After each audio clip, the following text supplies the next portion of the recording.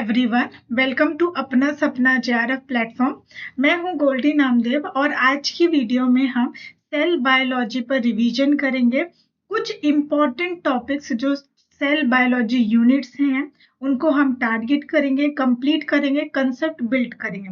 तो आज की वीडियो में हम पूरा का पूरा थ्योरी पोर्शन और कंसेप्ट पे डील करेंगे। जो इसके बाद नेक्स्ट वीडियो होगी उसमें हम CSIR के PYQs का डिस्कशन करेंगे जो टॉपिक्स हमने आज कवर किए। तो इसलिए आज का वीडियो बहुत ही शानदार होने वाला है, तो ध्यान से समझिए, ध्यान से पढ़िए ताकि कल जितने भी क्वेश्चंस हो इस पर्टिकुलर टॉपिक से वो हम बहुत ही इजीली सॉल्व कर सकें। तो चलिए वीडियो को शुरू करते हैं और मैं आपको बता देती हूँ कि वीडियो में क्या क्या टॉपिक्स होने वाले हैं, यानी कि कंटेंट क्या होने वाला है, हम किन किन टॉपिक्स पे पढ़ने वाले हैं। तो सबसे पहले हम डिस्कस करेंगे प्लाज्मा मेम्ब्रेन का इंट्रोडक्शन क्या होता है, then composition of plasma membrane, third relative permeability of pure phospholipid bilayer to various ions and molecule, यानी कौन कौन से ऐसे मॉलिक्यूल्स है जो प्लाज्मा मेम्ब्रेन को क्रॉस कर सकते हैं और कौन से नहीं क्रॉस कर सकते। देन फ्रेप टेक्निक, इसका क्या एप्लीकेशन है, क्या यूज है और इसमें किस तरीके से कंसेप्ट कितने इंपॉर्टेंट है। देन सेल साइकिल का इंट्रोडक्शन, सेल साइकिल का check point, cell cycle regulation. अब देखिए सेल साइकिल कितना इंपॉर्टेंट है ये तो मुझे आप लोग को बताने की ही भी जरूरत नहीं है, क्योंकि हर बार सेल साइकिल से क्वेश्चंस तो आना ही है और ये बहुत ही इंपॉर्टेंट कंसेप्ट हो जाता है सेल बायोलॉजी का। इसी से रिलेटेड साइक्लिन्स और CDK क्या होते हैं, एंड लास्ट में ओवरऑल समरी कि हमने क्या क्या पढ़ा है, उनके शॉर्ट नोट या समरी फॉर्मेट में हम पूरी चीजों को कवर करेंगे। तो ये होने वाला है कंटेंट और हम शुरू कर रहे हैं with the introduction of plasma membrane. Cell biology में सबसे पहले पढ़ते हैं प्लाज्मा मेम्ब्रेन। तो आपकी सेल को एक मेम्ब्रेन कवर करके रखती है उसको प्रोटेक्ट करने के लिए, ताकि उसका एक्सटर्नल इन्वायरमेंट और सेल का इंटरनल इन्वायरमेंट एक दूसरे से अलग हो सके। उस मेम्ब्रेन को हम बोलते हैं प्लाज्मा मेम्ब्रेन, जिसको हम सेल मेम्ब्रेन भी कहते हैं। ये एक सिलेक्टिवली परमेएबल मेम्ब्रेन है, क्योंकि ये इस बात का अच्छे से ध्यान रखती है कि क्या चीज एक्सटर्नल इन्वायरमेंट से सेल के अंदर जाना है और क्या चीज को सेल से बाहर जाना है उसके एक्सटर्नल इन्वायरमेंट में। तो यानी कि इन और आउट का ध्यान रखती है, कौन से मॉलिक्यूल्स को आना है और कौन से मॉलिक्यूल्स को सेल से बाहर जाना है। इसीलिए इसको हम सिलेक्टिवली परमेएबल बोलते हैं, क्योंकि ये हर एक मॉलिक्यूल को अलाउ नहीं करती है कि वो सेल के अंदर ट्रांसपोर्ट हो सके। कुछ ही मॉलिक्यूल्स हैं जो सेल के अंदर जा सकते हैं और सेल से बाहर भी आ सकते हैं, इसीलिए इसको सिलेक्टिवली परमेएबल कहा गया। नेक्स्ट हमें ध्यान देना है कि हमारे पास जो impermeable to the water soluble molecules, यानी कि ऐसे मॉलिक्यूल्स जो वाटर में सोल्यूबल हो जाते हैं। जैसे मान लीजिए कोई ये मॉलिक्यूल है और ये वाटर में सोल्यूबल हो जाता है, तो ऐसे मॉलिक्यूल्स जो वाटर लविंग कैपेसिटी रखते हैं उन मॉलिक्यूल्स को प्लाज्मा मेम्ब्रेन क्रॉस नहीं करने दिया जाता है, यानी कि वो प्लाज्मा मेम्ब्रेन को क्रॉस नहीं कर सकते। जैसे सपोज करिए कि ये सेल है और ये रही प्लाज्मा मेम्ब्रेन, तो ऐसा कोई मॉलिक्यूल्स जो वाटर लविंग कैपेसिटी रखता है, यानी वाटर से अटैच होता है या वाटर के थ्रू जो है वाटर में सोल्यूबल हो जाता है, तो इस मॉलिक्यूल को सेल के अंदर एंट्री नहीं मिलेगी। तो इसीलिए बोला गया है कि ये क्या है, इम्परमेबल है, यानी ये सेल के अंदर एंट्री ले ही नहीं सकता। नेक्स्ट पॉइंट की जो हमारा प्लाज्मा मेम्ब्रेन होता है वो डायनेमिक होता है, नेचर में फ्लूइड लाइक स्ट्रक्चर होता है और उसमें कुछ मूवमेंट्स भी देखने को मिलते हैं। तो यहाँ पे जो प्राइमरी फोर्स काम करता है लिपिड बायलेयर बनाने के लिए, उस फोर्स को हम हाइड्रोफोबिक इंटरएक्शन बोलते हैं। ठीक है, चलिए अब इस पॉइंट को समझते हैं कि इसका क्या मतलब है। ये रही आपकी लिपिड बायलेयर।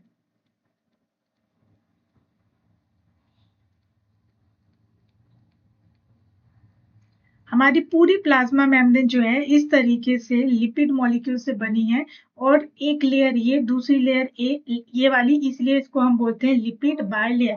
Lipid bilayer. तो यहाँ पर ये बोला गया है कि ये जो लिपिड बायलेयर है इसमें जो फोर्स लगता है, जो इंटरेक्शन लगता है, जिसकी वजह से ये स्ट्रक्चर मेंटेन रहता है, वो फोर्स होता है हाइड्रोफोबिक इंटरेक्शन। राइट। और एक बार जब ये लेयर बन जाती है तो इसके फंक्शन को, स्ट्रक्चर को मेंटेन करने के लिए और भी बहुत सारे फोर्सेस की जरूरत पड़ती है, जैसे कि hydrogen bond interaction, electrostatic attraction and van der Waals force, जो पूरी की पूरी मेम्ब्रेन को स्टेबलाइज करके रखता है। ठीक है। नेक्स्ट, कि जब ये एक्सपेरिमेंट हो रहा था, या आप बोलो कि रिसर्च हो रही थी, प्लाज्मा मेम्ब्रेन के स्ट्रक्चर, उसके फंक्शन को स्टडी किया जा रहा था, उस टाइम पे काफी सारे मॉडल प्रपोज किए गए थे प्लाज्मा मेम्ब्रेन के लिए, जिसमें से मोस्ट एक्सेप्टेड मॉडल है फ्लूइड मोजाइक मॉडल, जिसको सिंगर एंड निकोलसन ने प्रपोज किया था 1972 में। तो चलिए जरा सा हम प्लाज्मा मेम्ब्रेन के डिटेल स्ट्रक्चर को देख लेते हैं। तो यहाँ पर मैंने प्लाज्मा मेम्ब्रेन का डिटेल स्ट्रक्चर दिया है, जिसमें से एक ये वाली जो लेयर दिख रही है वो हो गई फर्स्ट लेयर, और ये वाली लेयर हो गई सेकेंड लेयर, और इन्हीं दोनों को मिला के हम बोल रहे हैं लिपिड बाय लेयर। ठीक है। जिसमें से ये एक फॉस्फोलिपिड होता है और दूसरा ये फॉस्फोलिपिड होता है, यानी कि ये लिपिड के मॉलिक्यूल्स होते हैं, उनका ही एक टाइप है फॉस्फोलिपिड। और ये दोनों मॉलिक्यूल जो है, इन दोनों के इंटरेक्शन से पूरा का पूरा मेम्ब्रेन तैयार होता है, और इसीलिए हम इसको फॉस्फोलिपिड बाय लेयर बोलते हैं। बाय मतलब दो लेयर मिलके प्लाज्मा मेम्ब्रेन बना रही है। ठीक है। तो अगर अब इस पूरे को, ये प्लाज्मा मेम्ब्रेन है, तो इसको प्लाज्मा मेम्ब्रेन है, तो ये क्या है, पूरे सेल को कवर कर रहा है, यानी इस तरीके से ये ऐसे है। ठीक है। तो अगर आप इस तरीके से पूरा सेल इमेजिन करेंगे, तो ये सेल के बाहर वाला पोर्शन हो गया outside of the cell membrane. Cell membrane के बाहर वाला पोर्शन आउटसाइड, और सेल मेम्ब्रेन के अंदर वाला पोर्शन, जहाँ पे साइटोप्लाज्म है और दूसरे ऑर्गेनल्स हैं, जैसे माइटोकॉन्ड्रिया, एंडोप्लाज्मिक रेटिकुलम, गोल्जी, ये सब जो साइटोप्लाज्म में प्रेजेंट ऑर्गेनल्स है, ये वाले साइड को हम बोलेंगे inner side of the plasma membrane और सेल मेम्ब्रेन। ठीक है, जहाँ पे साइटोसोल प्रेजेंट है। तो अब इसके स्ट्रक्चर में क्या क्या इंग्रेडिएंट्स होते हैं, कौन कौन से प्लेयर्स यहाँ पे रोल प्ले करते हैं, और किस तरीके से इसका स्ट्रक्चर बना है, चलिए वो देखते हैं। तो होता क्या है कि अगर ये जो एक फॉस्फोलिपिड है, अगर मैं इसको जूम करके आपको दिखाऊं, तो इसका स्ट्रक्चर कुछ इस तरीके से होता है। ये होता है फॉस्फोलिपिड, जिसमें एक हाइड्रोफिलिक हेड होता है और दूसरा हाइड्रोफोबिक टेल होता है। ठीक है। इसके स्ट्रक्चर को चलिए यहाँ पर देख लेते हैं। इसी स्ट्रक्चर को मैंने और जूम करके यहाँ पे बना दिया है। तो अब देखिए कि यहाँ पर क्या हो रहा है, ये हेड वाला पोर्शन हो जाता है और ये हो जाता है टेल वाला पोर्शन। हेड वाले पोर्शन को हम हाइड्रोफोबिक बोलते हैं, क्योंकि यहाँ पे फॉस्फेट होता है, जिसकी वजह से ये वाटर से इंटरेक्ट कर पाता है। ठीक है। और फिर नेक्स्ट होता है ग्लिसरॉल। अब ये ग्लिसरॉल बैकबोन बनाने का काम करता है। और टेल, ये वाला एरिया टेल कहलाता है, जिसमें कि सैचुरेटेड और अनसैचुरेटेड फैटी एसिड होते हैं। तो ऐसा कोई मॉलिक्यूल जिसके पास हाइड्रोफिलिक ग्रुप भी है और हाइड्रोफोबिक नेचर भी है, तो उस मॉलिक्यूल को मैं बोलती हूँ कि वो एम्पीपैथिक नेचर रखता है। एम्पीपैथिक नेचर का मतलब कोई ऐसा मॉलिक्यूल जिसके पास हाइड्रोफिलिक प्रॉपर्टी भी होती है और हाइड्रोफोबिक कंपाउंड्स भी होते हैं, मॉलिक्यूल्स होते हैं, दोनों ही चीजें प्रेजेंट होती है, तो इसको मैं एम्पीपैथिक मॉलिक्यूल या एम्पीपैथिक नेचर का है ऐसा बोल सकती हूँ। ठीक है। तो अब यहाँ पर देखिए कि ये जो आपकी प्लाज्मा मेम्ब्रेन है, यहाँ पर पोलर मॉलिक्यूल, देखिए कोई भी चीज जो वाटर से इंटरेक्ट करना चाहती है उसको बाहर की तरफ होना पड़ेगा। ठीक है। तो इसीलिए ये जो हेड वाला पोर्शन है बाहर की तरफ है, ताकि वो वाटर से इंटरेक्ट कर पाए। और जो टेल है हमारी, वो हाइड्रोफिलिक नेचर की है, और इसीलिए देखिए ये सेल के किस तरह से अंदर ये प्रेजेंट है। ठीक है। ये सेल नहीं, सॉरी, मेम्ब्रेन का अंदर वाला पोर्शन जो है वो टेल वाला बना रहा है, क्योंकि उसको वाटर मॉलिक्यूल से इंटरेक्शन नहीं करना है।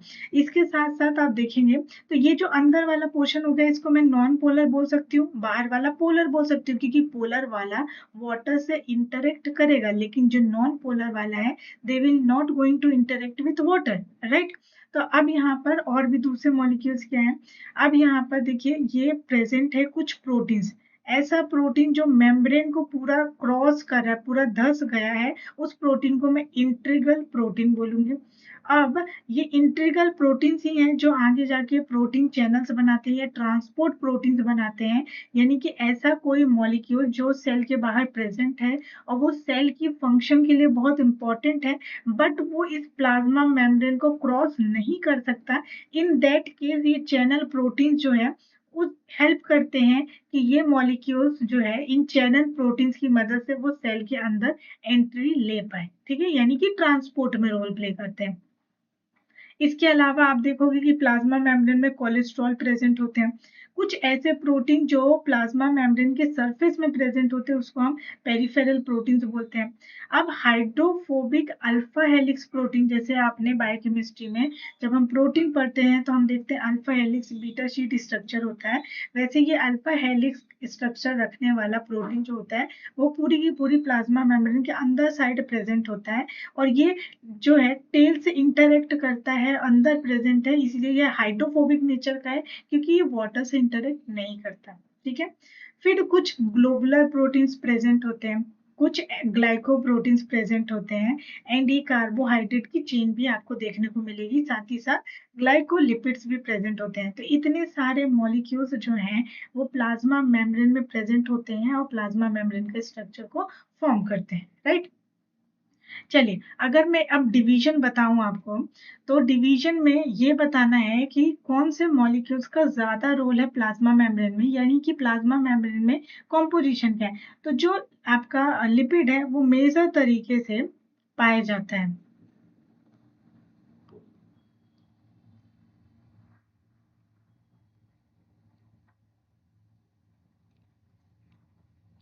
लिपिड जो है वो मेजर तरीके से प्रेजेंट होता है प्लाज्मा मेम्ब्रेन में।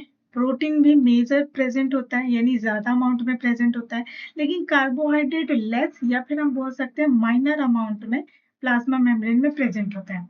अगर मैं लिपिड को क्लासिफाई करूं तो लिपिड की 3 क्लासेस हमको प्लाज्मा मेम्ब्रेन के कॉम्पोजिशन को बनाते हुए दिखेंगे, जिसमें से पहला है फॉस्फोलिपिड, दूसरा है ग्लाइकोलिपिड एंड तीसरा है स्टीरो। अगर फॉस्फोलिपिड की बात करूं तो जो अभी हमने प्लाज्मा मेम्ब्रेन का स्ट्रक्चर देखा इस तरीके से कि 2 लेयर बनती हैं, तो ये 2 लेयर बेसिकली क्या है, फॉस्फोलिपिड है, और तभी ये मिलके लिपिड बाय लेयर का फॉर्मेशन करती है। तो अब फॉस्फोलिपिड में क्या है, एक फॉस्फोग्लिसराइड चला आता है और दूसरा स्फिंगोलिपिड या फिर स्फिंगोमाइलिन चला आता है। तो अगर बैकबोन की बात करूं, जैसे कि हमने यहाँ पर स्ट्रक्चर देखा है, देखिए यहाँ पर जो है हाइड्रोफिलिक हेड में ग्लिसरॉल प्रेजेंट है, ठीक है, और ये ग्लिसरॉल जो है आपका बैक बोन बनाने का काम कर रहा है, राइट। तो अगर ये बैकबोन में ग्लिसरॉल प्रेजेंट है तब तो मैं इसको फॉस्फोग्लिसराइड बोलूंगी, यहाँ पे स्पेलिंग करेक्ट कर लीजिए, फॉस्फोग्लिसराइड। और अगर यहीं पे ग्लिसरॉल की जगह पर स्फिंगोसिन प्रेजेंट है तो उसको मैं स्फिंगोलिपिड या स्फिंगोमाइलिन बोलूंगी। और इस तरीके से फॉस्फोलिपिड के 2 टाइप आप देख सकते हैं, बैकबोन क्या है उसके बेसिस पे हमने फॉस्फोलिपिड को क्लासिफाई किया है, ठीक है।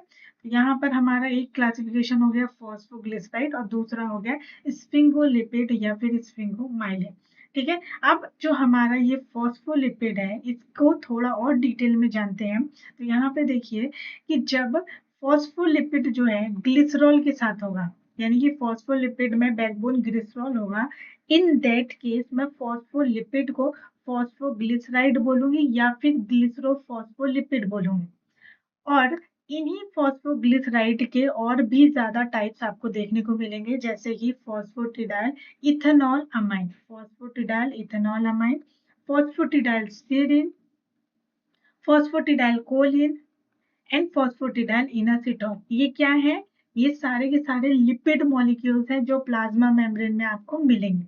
अब इनका जो है कॉम्पोजिशन बहुत मैटर करता है। अब जो आपका प्लाज्मा मेम्ब्रेन है ना वो 2 लेयर में प्रेजेंट होता है ना, एक ये वाली लेयर होती है और दूसरी ये वाली लेयर होती है, राइट। तो इस तरीके से ये एक मोनो लेयर हो गई, दूसरी मोनो लेयर ये हो गई, और दोनों ने मिलके बना दिया लिपिड बाय लेयर।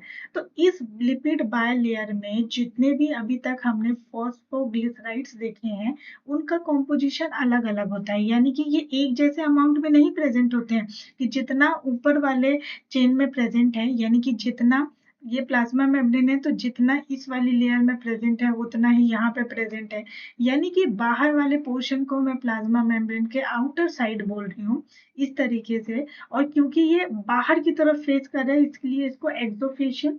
और यहाँ पर जो प्लाज्मा मेम्ब्रेन सेल के अंदर साइड दिख रहा है उसको हम इनसाइड या फिर साइटोफेशियल बोल रहे हैं, क्योंकि उसका फेस साइटोप्लाज्म की तरह है, ठीक तरफ है। ठीक है, तो अब कौन सा फॉस्फोग्लिसराइड है जो अंदर की तरफ ज्यादा प्रेजेंट है और बाहर कम प्रेजेंट है, इस तरह का जो कॉम्पोजिशन है वो यहाँ पर हम देख रहे हैं। और ये कॉम्पोजिशन डिफरेंट होता है, इसीलिए इसको एसिमेट्रिक डिस्ट्रीब्यूशन बोलते हैं फॉस्फोलिपिड का, क्योंकि ये सारे के सारे क्या है, फॉस्फोलिपिड के ही तो टाइप्स हैं। अगर आप यहाँ पे ध्यान दो तो यहाँ पर हमने क्या देखा कि ये जो फॉस्फोलिपिड है उसमें ही हम फॉस्फोग्लिसराइड देख रहे हैं, क्योंकि बैकबोन ग्लिसरॉल की है और उसी की ये सारे के सारे टाइप्स हैं, राइट। तो यहाँ पर भी हम वही चीज देख रहे हैं। चलिए, अब इसके बाद यहाँ पर देखिए, अगर मैंने बताया आपको कि अगर बैकबोन स्फिंगोसीन है तो उसको हम स्फिंगोलिपिड या स्फिंगोमाइलिन बोलेंगे।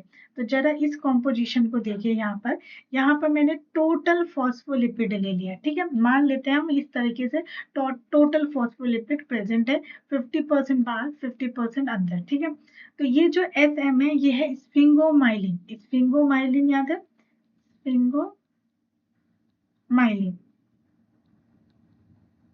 स्फिंगोमाइलिन का कॉम्पोजिशन आप देखोगे तो ये बाहर की साइड ज्यादा प्रेजेंट है और अंदर की साइड इसका कम प्रेजेंस जो है वो कम है, कम अमाउंट में। तो अगर मैं यहाँ पर एक चीज लिख लूं कि मान लीजिए आउटर साइड में कौन से फॉस्फोलिपिड ज्यादा प्रेजेंट है और इनर में कौन से ज्यादा प्रेजेंट है, कंपैरिजन करके, है ना। अगर कोई भी चीज जो है, जैसे ये पीसी है, पीसी क्या है, फॉस्फोटिडाइल कोलिन है। अब ये फॉस्फोटिडाइल कोलिन जो है आप देखोगे कि ये बाहर जो है बहुत ज्यादा प्रेजेंट है और अंदर कम प्रेजेंट है। तो अगर मैं इसको बोलूँ कि इसका मैक्सिमम अमाउंट जो है बाहर की तरफ है तो ये कहना गलत नहीं होगा। तो मैं इसको बोल सकती हूँ कि आउटर रीजन में सबसे ज्यादा कौन प्रेजेंट है, पीसी यानी कि फॉस्फोटिडाइल कोलिन प्रेजेंट है। और एसएम अगर हम देखें तो ये भी आउटर साइड में ही प्रेजेंस दिखा रहा है ज्यादा। अब इसके बाद पीई क्या है, फॉस्फोटिडाइल इथेनॉल अमाइन, ठीक है। इसका प्रेजेंस जो है आप देखोगे कि अंदर की साइड ज्यादा है बाहर कम है। तो मैं बोल सकती हूँ कि इनर साइड में पीई का अमाउंट ज्यादा है। पीआई भी आप देखोगे तो कंपैरेटिवली अंदर ज्यादा है बाहर कम है, तो इसको भी मैं इसी कैटेगरी में डाल देती हूँ। और पीएस अगर देखोगे आप तो ये तो पूरा का पूरा ही इनर लीफलेट में प्रेजेंट है, यानी प्लाज्मा मेम्ब्रेन के इनर साइड में प्रेजेंट है। बाहर तो इसका जरा भी कॉम्पोजिशन आपको देखने को नहीं मिलता। और ये जो पीएस है ये बहुत इंपॉर्टेंट रोल प्ले करता है एपोप्टोसिस में, ठीक है। ये पीएच का इंपॉर्टेंट रोल आप देखते हो एपोप्टोसिस में। तो यहाँ पर हमने देख लिया कि अगर आउटर लीफलेट हो प्लाज्मा मेम्ब्रेन का और इनर लीफलेट हो तो उसमें आपको पीसी जो है आउटर में ज्यादा दिखेगा, एसएम यानी स्फिंगोमाइलिन ज्यादा दिखेगा, और इनर साइड में ये सारे फॉस्फोलिपिड चले आते हैं, ठीक है। कई बार क्वेश्चंस में ये पूछा गया है कि जैसे फॉस्फेटिडाइल इनोसिटॉल जो है वो इनर साइड में प्रेजेंट है कि आउटर साइड में प्रेजेंट है ना। तो ये चीज आपको पता होनी चाहिए। चलिए, तो ये तो हो गया हमारा फॉस्फोलिपिड के बारे में। फॉस्फोलिपिड हमने यहाँ पे कंप्लीट कर लिया। अब नेक्स्ट कैटेगरी आ जाती है हमारी ग्लाइकोलिपिड। तो ग्लाइकोलिपिड में हम पढ़ते हैं गैंग्लियोसाइड्स। गैंग्लियोसाइड ओलिगोसेक्राइड्स होते हैं, यानी कि कार्बोहाइड्रेट मॉलिक्यूल्स होते हैं जिनके पास एक या एक से ज्यादा साइलिक एसिड ग्रुप होता है। और ये साइलिक एसिड ग्रुप नेगेटिव चार्ज होता है, जिसकी वजह से जो है प्लाज्मा मेम्ब्रेन को नेगेटिव चार्ज मिलता है। और वो हाइड्रोफिलिक रीजन यानी कि हाइड्रोफिलिक नेचर शो करती है और वाटर से इंटरेक्ट कर सकती है, राइट। अब गैंग्लियोसाइड जो है वो एक ग्लाइकोलिपिड है। ग्लाइकोलिपिड क्या होता है, ऐसा कार्बोहाइड्रेट जो लिपिड से अटैच्ड है, उसको मैंने बोल दिया कि वो है ग्लाइकोलिपिड। और ये नर्वस सिस्टम में पाया जाता है जिसका रोल सिग्नल ट्रांसडक्शन में देखा जाता है, ठीक है।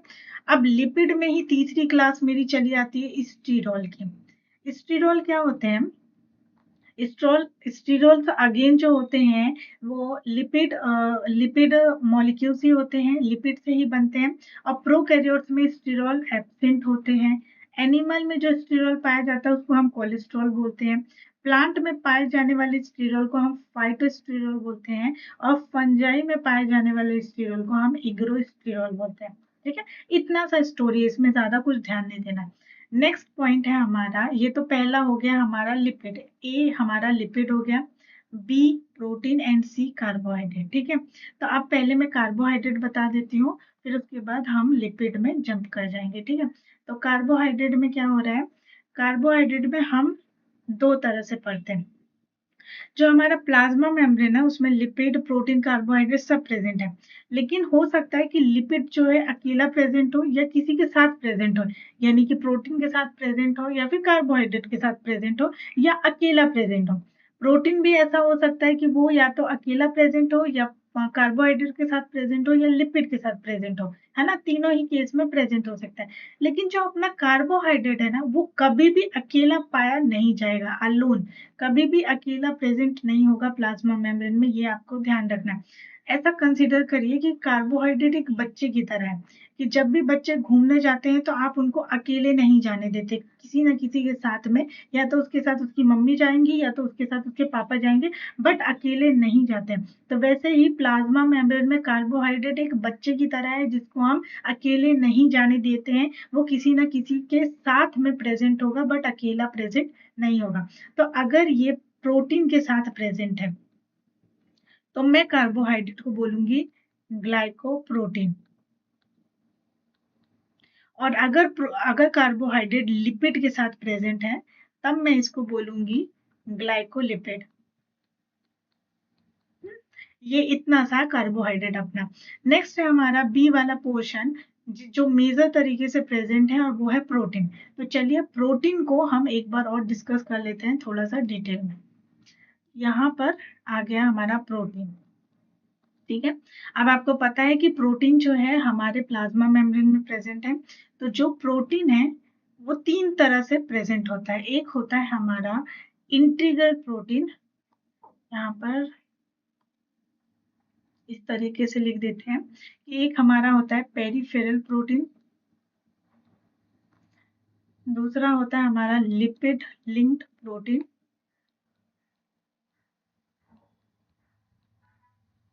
एंड थर्ड वन इज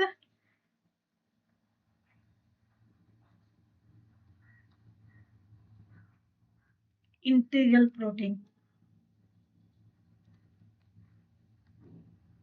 ठीक है, तो अभी क्या करिए, सपोज करिए कि ये आपका प्लाज्मा मेम्ब्रेन है। ठीक है, ऐसे मान लीजिए कि ये है प्लाज्मा मेम्ब्रेन। अब इस प्लाज्मा मेम्ब्रेन पे ये जो आउटर साइड हो गया और ये हो गया इनर साइड। तो आउटर साइड हो या इनर साइड, जब भी प्लाज्मा मेम्ब्रेन के ऊपर यानी कि उसके पेरीफेरी में कोई प्रोटीन प्रेजेंट होगा तो वो होगा पेरीफेरल प्रोटीन। ये आपके अंदर साइड भी प्रेजेंट हो सकता है इस तरीके से। अगर अंदर साइड भी पेरीफेरी पे प्रेजेंट है तो वो पेरीफेरल प्रोटीन ही होगा, और बाहर साइड भी प्रेजेंट है तो वो पेरिफेरल प्रोटीन होगा। नेक्स्ट, कि ये जो आपके लिपिड मॉलिक्यूल्स से पूरी प्लाज्मा मेम्ब्रेन बनी है कुछ इस तरीके से, राइट। तो ये जो लिपिड मॉलिक्यूल है जब इनसे कोई प्रोटीन अटैच्ड होता है तो मैं उसको बोलती हूँ लिपिड लिंक्ड प्रोटीन, राइट। और थर्ड आता है इंट्रीगल प्रोटीन। तो कोई ऐसा प्रोटीन जो इस पूरे प्लाज्मा मेम्ब्रेन को क्रॉस करता है या जो इसके इंट्रीगल पार्ट में इस तरीके से पूरा एम्बेडेड रहता है और प्रेजेंट होता है, इसको मैं बोलती हूँ इंट्रीगल प्रोटीन। तो इस तरीके से तीन तरह के प्रोटीन जो है आपके प्लाज्मा मेम्ब्रेन में देखे जाएंगे, राइट। अब इन्हीं का थोड़ा सा और एक्सटेंड करके इनको देखते हैं। तो जैसे मैंने बताया कि पेरिफेरल प्रोटीन जो होते हैं ये साइटोसोलिक भी हो सकते हैं एंड नॉन साइटोसोलिक भी हो सकते हैं। नॉन साइटोसोलिक, साइटोसोलिक यानी ये साइटोसोल वाला, या फिर आप बोलो प्लाज्मा मेम्ब्रेन वाला रीजन है, ये साइटोसोलिक रीजन है। ये नॉन साइटोसोलिक वाला पोर्शन है ना, जहां से प्लाज्मा मेम्ब्रेन का अंदर वाला एरिया जो सेल के अंदर फेस करता है उसको हम साइटोसोल बोल देते हैं। तो पेरिफेरल प्रोटीन देखिए इधर भी प्रेजेंट हो सकता है, इधर भी हो सकता है। अब इसका एग्जाम्पल देखें तो इसके एग्जाम्पल में आ जाते हैं, इसके एग्जाम्पल देख लेते हैं। तो पेरिफेरल प्रोटीन के एग्जाम्पल आ जाते हैं स्पेक्ट्रिन एंड एनकाइरिन। राइट। अब लिपिड लिंक प्रोटीन जो हमने देख लिया कि इस तरीके से लिपिड से लिंक्ड रहते हैं, ठीक है। नेक्स्ट आ जाता है आपका इंट्रीगल प्रोटीन। अब ये जो इंट्रीगल प्रोटीन है ये आपके दो तरह से हो सकते हैं। एक हो सकता है सिंगल पास प्रोटीन और दूसरे हो सकते हैं आपका मल्टी पास प्रोटीन, ठीक है। अब इसी से समझ में आ रहा है कि मान लीजिए ये आपका प्लाज्मा मेम्ब्रेन है। इस प्लाज्मा मेम्ब्रेन को जब कोई प्रोटीन एक बार क्रॉस करता है तो वो हो जाता है सिंगल पास प्रोटीन। और अगर इसी प्लाज्मा मेम्ब्रेन को कोई प्रोटीन है जो एक से ज्यादा बार इस तरीके से क्रॉस करता है तो वो प्रोटीन हो जाता है मल्टीपल पास। तो ये प्रोटीन है आपका मल्टीपल पास, ठीक है। तो सिंगल पास प्रोटीन का एग्जांपल आ जाता है ग्लाइकोफोरिन एंड मल्टीपल पास प्रोटीन का एग्जांपल पढ़ते हैं हम GPCR, ठीक है। ये एक एग्जांपल मैंने बताया है, बट यहाँ पे कई सारे एग्जांपल आ जाते हैं जस्ट कि आपको थोड़ा सा आइडिया लग जाए कि आखिर ये प्रोटीन कितने तरह के प्रेजेंट होते हैं प्लाज्मा मेम्ब्रेन में। तो इतने सारे प्रोटीन जो है वो प्लाज्मा मेम्ब्रेन में प्रेजेंट होते हैं। इनसे भी ज्यादा प्रेजेंट होते हैं, यहाँ तो मैंने एक एक दो दो एग्जाम्पल आपको बताए हैं, पर इससे भी ज्यादा प्रोटीन्स प्रेजेंट होते हैं, ठीक है। तो इस तरीके से हमने पूरे प्लाज्मा मेम्ब्रेन को क्लासिफाई कर लिया, ठीक है। नेक्स्ट देख लेते हैं कि प्लाज्मा मेम्ब्रेन से कौन से मॉलिक्यूल्स क्रॉस कर सकते हैं और कौन से नहीं। जैसे मैंने आपको बताया कि ये प्लाज्मा मेम्ब्रेन की हमारे पास लेयर होती है और इस तरीके से पूरा प्लाज्मा मेम्ब्रेन जो है वो बना होता है, राइट। तो ये क्या हो गया, ये अंदर वाला रीजन साइटोप्लाज्म वाला रीजन हो गया, जहां पर साइटोप्लाज्म प्रेजेंट है, कुछ ऑर्गेनल्स प्रेजेंट है, माइटोकॉन्ड्रिया, गोल्जी, ये सारे है ना, यानी सेल के अंदर वाला पोर्शन। तो कोई भी चीज जो सेल के अंदर आना चाहती है उसको ये प्लाज्मा मेम्ब्रेन को क्रॉस करके अंदर आना पड़ेगा, है ना। कोई मॉलिक्यूल अगर बाहर से अंदर आना चाहता है तो उसको इस प्लाज्मा मेम्ब्रेन को क्रॉस करना पड़ेगा। पर कुछ मॉलिक्यूल्स प्लाज्मा मेम्ब्रेन क्रॉस कर सकते हैं और कुछ मॉलिक्यूल्स हैं जो प्लाज्मा मेम्ब्रेन क्रॉस नहीं कर सकते। तो यही देखना है हमको। यहाँ पे जो परमेबिलिटी वर्ड आया है वो मतलब परमिएबल से आया है कि क्या चीज जो है जिसको प्लाज्मा मेम्ब्रेन अलाउ करेगी क्रॉस करने के लिए। अगर इस मॉलिक्यूल को प्लाज्मा मेम्ब्रेन ने अलाउ किया कि ये क्रॉस करके अंदर जा सकता है तो मैं बोलूंगी कि ये मॉलिक्यूल परमिएबल है प्लाज्मा मेम्ब्रेन क्रॉस करने के लिए। और अगर ये वाला मॉलिक्यूल जो प्लाज्मा मेम्ब्रेन को क्रॉस नहीं कर सकता है, यहाँ पर एक एग्जांपल ले लेते हैं, जैसे ग्रीन कलर का कोई प्रोटीन है जो प्लाज्मा मेम्ब्रेन क्रॉस नहीं कर सकता, इन दैट केस ये जो मॉलिक्यूल है वो इम्परमिएबल होगा, ठीक है। तो अभी वर्ड्स का मीनिंग आपको समझ में आ गया। तो यहाँ पर सबसे पहले जो है वो आ जाती है गैसेस। गैसेस परमिएबल होती है, जैसे कि carbon dioxide, nitrogen, oxygen gas जो है वो इजिली प्लाज्मा मेम्ब्रेन को क्रॉस कर सकती है, ठीक है। फिर दूसरे स्मॉल अनचार्ज्ड पोलर मॉलिक्यूल्स, ऐसे मॉलिक्यूल्स जो पोलर नेचर की होते हैं, पोलर नेचर जिनमें पोलैरिटी होती है, या तो पॉजिटिव नेगेटिव की जो पोलैरिटी प्रेजेंट होती है उसी को हम पोलर मॉलिक्यूल्स बोलते हैं। बट ये बहुत ज्यादा स्मॉल होते हैं, मतलब ये जो बहुत इनका साइज बहुत छोटा होता है और ये अनचार्ज्ड होते हैं। मतलब इनमें पोलैरिटी जो है वो अनचार्ज्ड होती है, किसी तरह का चार्ज कैरी नहीं करते, इसीलिए इनको अनचार्ज्ड बोल रहे हैं। और ऐसे मॉलिक्यूल के एग्जांपल में इथेनॉल, वाटर, यूरिया चले आते हैं जो कि परमिएबल होते हैं और and they can cross the plasma membrane, right. कुछ ऐसे मॉलिक्यूल्स है, अच्छा जैसे इथेनॉल जो है वो इजीली परमिएबल होता है और प्लाज्मा मेम्ब्रेन को क्रॉस कर सकता है। लेकिन दूसरी तरफ कुछ ऐसे मॉलिक्यूल्स भी हैं जैसे वाटर है, यूरिया है, वो स्लाइटली परमिएबल होते हैं। मतलब कुछ अमाउंट में ये प्लाज्मा मेम्ब्रेन को क्रॉस कर पाएंगे और नहीं तो नहीं, स्लाइटली परमिएबल होते हैं, पूरी तरीके से परमिएबल नहीं है। नेक्स्ट जो लार्ज मॉलिक्यूल आते हैं जिनका साइज बड़ा हो, अनचार्ज हो लेकिन पोलर मॉलिक्यूल हो, यहाँ पे स्मॉल साइज था, यहाँ पे लार्ज साइज है। ऐसे मॉलिक्यूल्स के एग्जांपल आ जाता है ग्लूकोज और फ्रक्टोज, जो प्लाज्मा मेम्ब्रेन को क्रॉस कर ही नहीं सकते हैं, उसके लिए पूरी तरीके से इम्परमिएबल होते हैं, ठीक है। अब आयंस की बात करूं तो दो, ओहो, आयंस तो बिल्कुल भी प्लाज्मा मेम्ब्रेन को क्रॉस नहीं कर सकते, क्योंकि उसके अंदर की लेयर हाइड्रोफोबिक नेचर की होती है, जो इंटरेक्शन करना पसंद नहीं करती है, कोई चार्ज मॉलिक्यूल हो या कोई वाटर मॉलिक्यूल हो।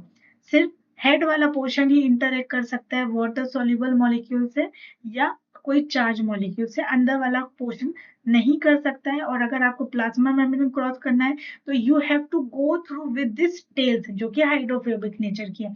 तो इसीलिए ये जो टेल्स है ये अलाउ नहीं करती है आयंस को कि वो उनसे क्रॉस होके जाएं, और इसीलिए ये आयंस जो है हाईली इनपरमिएबल होते हैं and they can not cross the plasma membrane. Next आ जाता है चार्ज पोलर मॉलिक्यूल्स। ऐसे मॉलिक्यूल जो पोलैरिटी रखते हैं और चार्ज होते हैं, यानी कि उनमें कुछ ना कुछ पोलैरिटी, कुछ ना कुछ चार्ज तो प्रेजेंट होगा। तो जो उसमें एग्जांपल आ जाते हैं amino acid, ATP, glucose 6 phosphate, protein and nucleic acid. और ये सारे के सारे मॉलिक्यूल्स इम्परमिएबल है और ये प्लाज्मा मेम्ब्रेन को क्रॉस नहीं कर सकते। ठीक है, तो हमारा जो डिस्कशन निकला, या हम बोलो कि हमारा जो कंक्लूजन निकला, वो ये निकला कि कोई भी मॉलिक्यूल जो स्मॉल साइज का है और नॉन पोलर नेचर का है, वो मॉलिक्यूल जो है वो प्लाज्मा मेम्ब्रेन को डिफ्यूज कर सकता है। स्मॉल हो जैसे और अनचार्ज हो, नॉन पोलर हो, जैसे कि गैसेस स्मॉल और नॉन पोलर है, इनमें कोई पोलैरिटी नहीं है, तो वो इजीली प्लाज्मा मेम्ब्रेन को क्रॉस कर सकती है।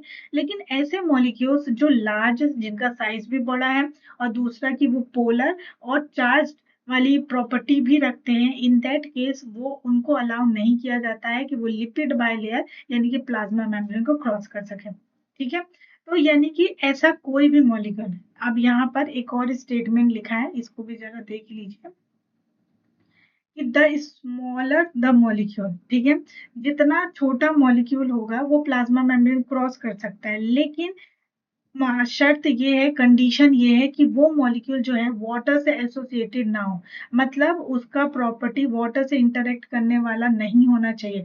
अगर होता है तो वो प्लाज्मा मेम्ब्रेन क्रॉस नहीं कर पाएगा। तो अगर कोई ऐसा छोटा मॉलिक्यूल है और वो वाटर से इंटरेक्ट नहीं करता है, स्ट्रॉन्गली इंटरेक्शन नहीं रखता है, तो उस केस में वो बहुत ही तेजी से प्लाज्मा मेम्ब्रेन को क्रॉस कर पाएगा, यानी डिफ्यूज कर पाएगा। डिफ्यूज मतलब कि बाहर से अंदर जाना है, ठीक है, मतलब ट्रांसफर होना, ट्रांसपोर्टेशन उसका आसानी से हो पाएगा और वो बाहर से इजीली अंदर चला जाएगा। ठीक है, तो ये हो गया पोलैरिटी नेचर। अब देखिए दूसरा पॉइंट हमारा ये है कि यहाँ पर आप देख सकते हैं एटीपी कितना इंपॉर्टेंट है। वैसे ही अमीनो एसिड और बहुत सारे मॉलिक्यूल्स हमारे लिए इंपॉर्टेंट है, ग्लूकोज इंपॉर्टेंट है, राइट। तो ये सारे मॉलिक्यूल्स जो हैं वो प्लाज्मा मेम्ब्रेन को क्रॉस नहीं कर सकते, लेकिन ये सेल की फंक्शनिंग के लिए इंपॉर्टेंट है, इसलिए इनको क्रॉस करके सेल के अंदर भेजना एक इम्पॉर्टेंट टास्क हो जाता है। और उस ट्रांसपोर्ट करने के लिए भी चैनल प्रोटीन्स प्रेजेंट होते हैं प्लाज्मा मेम्ब्रेन में ही, इसीलिए प्लाज्मा मेम्ब्रेन का रोल जो है वो ट्रांसपोर्टेशन में भी होता है। और वो इस तरीके से ट्रांसपोर्ट होती हैं ये प्रोटीन्स कि वो लिपिड बाइलेयर से इंटरेक्ट ना करें और वो ट्रांसपोर्ट हो जाए अंदर की तरफ। ठीक है, तो अगर यहाँ पर मैं इसकी समरी निकालूं कि कौन से मॉलिक्यूल जो है वो ज्यादा परमेबल है, जो इजीली प्लाज्मा मेम्ब्रेन से जो है क्रॉस कर सकते हैं, यानी कि अगर ये आउटर एरिया है प्लाज्मा मेम्ब्रेन का और ये इनर साइड है, तो यहाँ से यहाँ तक का इनका क्रॉस होने का कितना इजी और टफ होगा किन मॉलिक्यूल के। तो यहाँ पर जो है वो ज्यादा होंगे, यानी ये वाले जो मॉलिक्यूल होंगे वो इजीली जो है वो प्लाज्मा मेम्ब्रेन को क्रॉस कर पाएंगे। और यहाँ जितना आगे बढ़ते जाएंगे इन मॉलिक्यूल्स के लिए इजी नहीं होगा, तो यहाँ पर डिफ्यूजन जो होगा वो लेस होगा, लेस डिफ्यूजन।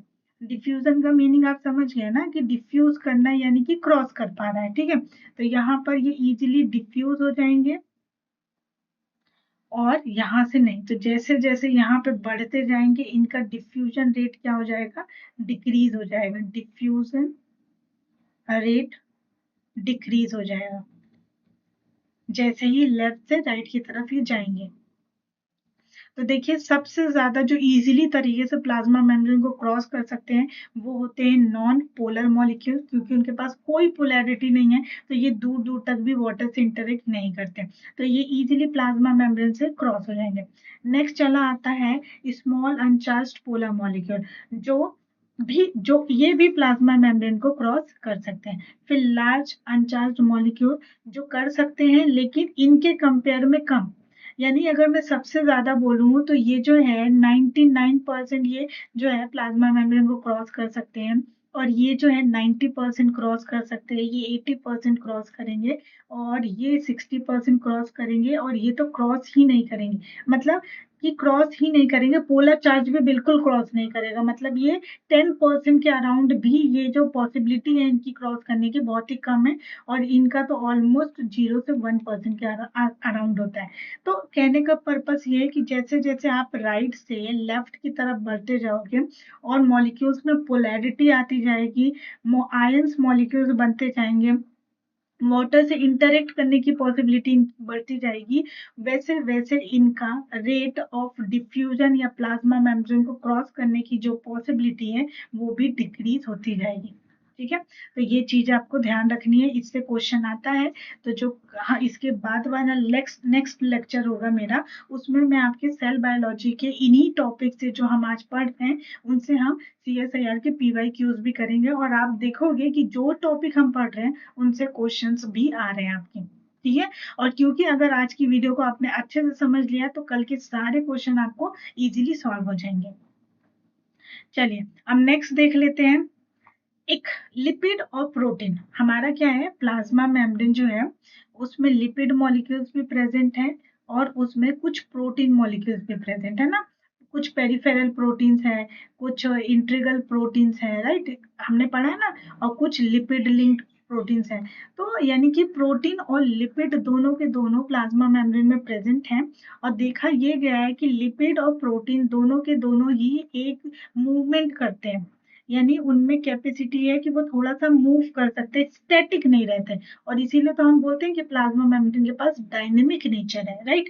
तो ये जो मूवमेंट होता है उसमें से एक तरह का मूवमेंट है, वो है लेटरल मूवमेंट।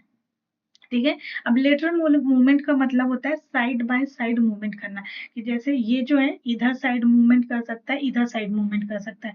तो ये रेड वाला आप देखोगे तो रेड वाला मूवमेंट करके पहले यहाँ पर आया, फिर यहाँ से मूवमेंट करके यहाँ आया, फिर यहाँ से मूवमेंट करके यहाँ गया, फिर यहाँ से मूवमेंट करके यहाँ गया और यहाँ से मूवमेंट करते हुए वो यहाँ पहुंच गया, और यही इस डायग्राम में आपको दिखाया है।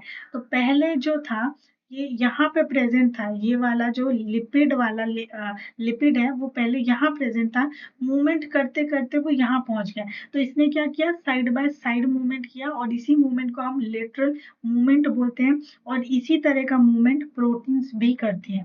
तो लेटरल मूवमेंट जो है वो लिपिड और प्रोटीन्स दोनों में ही प्रेजेंट होता है, दोनों में ही पाया जाता है, लेकिन इनका जो रेट है कि कितना फास्ट कौन ज्यादा मूवमेंट कर पाएगा वो थोड़ा डिफरेंट है। जैसे जो लिपिड होती हैं वो ज्यादा फास्ट मूवमेंट कर पाती हैं और प्रोटीन जो है वो कंपेयर टू लिपिड थोड़ा कम मूवमेंट करती है, यानी इनका मूवमेंट रेट थोड़ा स्लो होता है।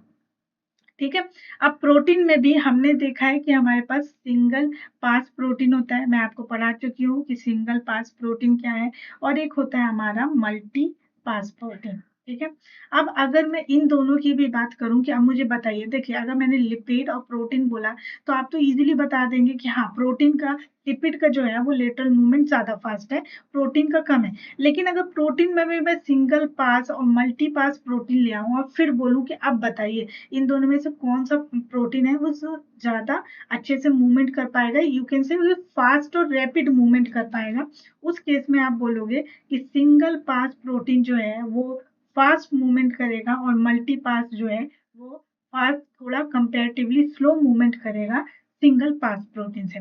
तो अगर मैं इनका एक बना दूं कि देखिए लिपिड का सबसे ज्यादा फास्ट लेटरल मूवमेंट होगा, फिर उसके बाद सिंगल पास प्रोटीन का होगा, एंड फिर लास्ट में होता है हमारा मल्टी पास प्रोटीन। अच्छा, ऐसा क्यों है?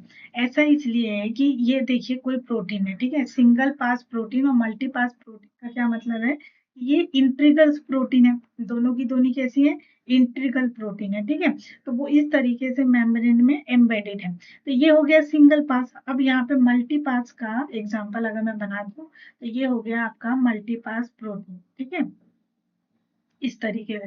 तो देखिए इसने मेम्ब्रेन को एक बार क्रॉस किया है और यही मल्टी पास में इसने मेम्ब्रेन को 4 टाइम क्रॉस किया है। तो जब मूवमेंट की बात आएगी तो आपको क्या लगता है कि कौन सी प्रोटीन ज्यादा फास्ट मूव कर पाएगी? सिंगल पास मूव कर पाएगी, ठीक है, क्योंकि इसके पास इसका खुद का वेट कम है।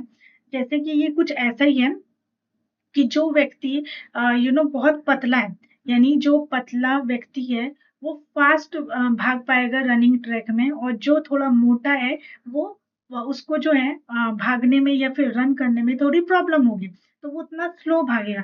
तो अगर कोई व्यक्ति अकेला है और उसका वेट कम है, तो उसमें मूवमेंट जो है ज्यादा हो गया कंपेयर टू उस व्यक्ति के जिसका खुद का वेट बहुत ज्यादा है।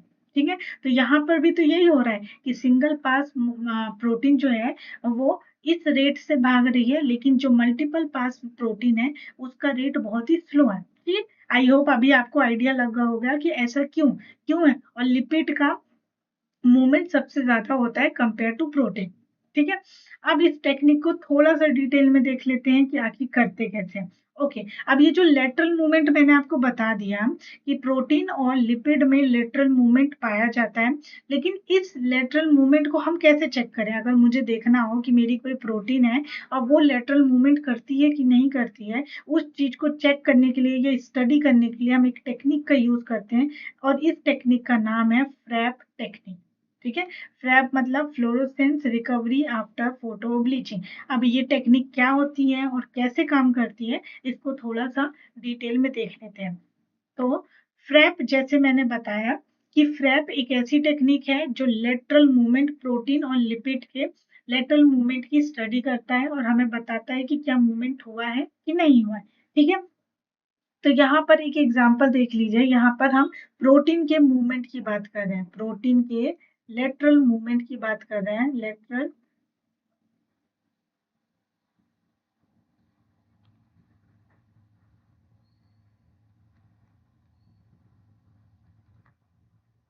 तो यहाँ पर क्या है, आपको एक सेल दिया दिखाया गया है और उस सेल में ये प्लाज्मा मेम्ब्रेन है, प्लाज्मा मेम्ब्रेन में ये मेम्ब्रेन प्रोटीन प्रेजेंट है। तो यहाँ पे जो ऑरेंज कलर की आपको इस तरीके से दिख रहा है, ये मेम्ब्रेन प्रोटीन है। तो हम सबसे पहले जब हम फ्रैप टेक्निक करते हैं, तो उस केस में हम क्या करते हैं कि लेबल कर देते हैं जो हमारी मेम्ब्रेन प्रोटीन है, मैं उसको किसी चीज से टैग कर देती हूँ, लेबल कर देती हूँ, ताकि मुझे उसको विजुअलाइज करने में इजी हो।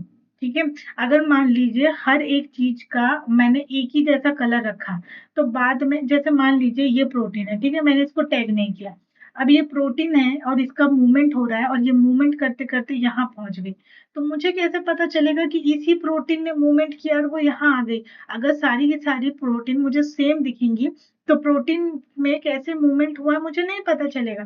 तो जस्ट इसी चीज को देखने के लिए मैं क्या कर रही हूँ, अपनी प्रोटीन्स को टैग कर रही हूँ और यहाँ पे लेबल कर दे रही हूँ मैं एक फ्लोरोसेंट रिएजेंट से, जिसकी वजह से अब मेरी प्रोटीन जो है ब्लू कलर की दिख रही है। तो सारी की सारी प्रोटीन जो है ब्लू कलर की हो गई। अब जैसे ही मैंने इसको फ्लोरोसेंट रिएजेंट से टैग किया, तो अब मुझे सारी प्रोटीन ब्लू दिखने लग गई। अब फिर क्या हुआ कि मैं एक स्पेसिफिक कोई एरिया चूज करती हूँ जहाँ पे मुझे फ्रैप टेक्निक को परफॉर्म करना हो। तो मैंने सपोज करिए कि यहाँ से लेकर यहाँ तक का एक एरिया चूज कर लिया। ठीक है, तो अब मैंने क्या किया, इसी एरिया में ब्लीच कर दिया और लेजर से ब्लीच कर दिया, यानी कि मैंने लाइट का, लेजर का यूज करके यहाँ पे जो फ्लोरोसेंट था उसको हटा दिया।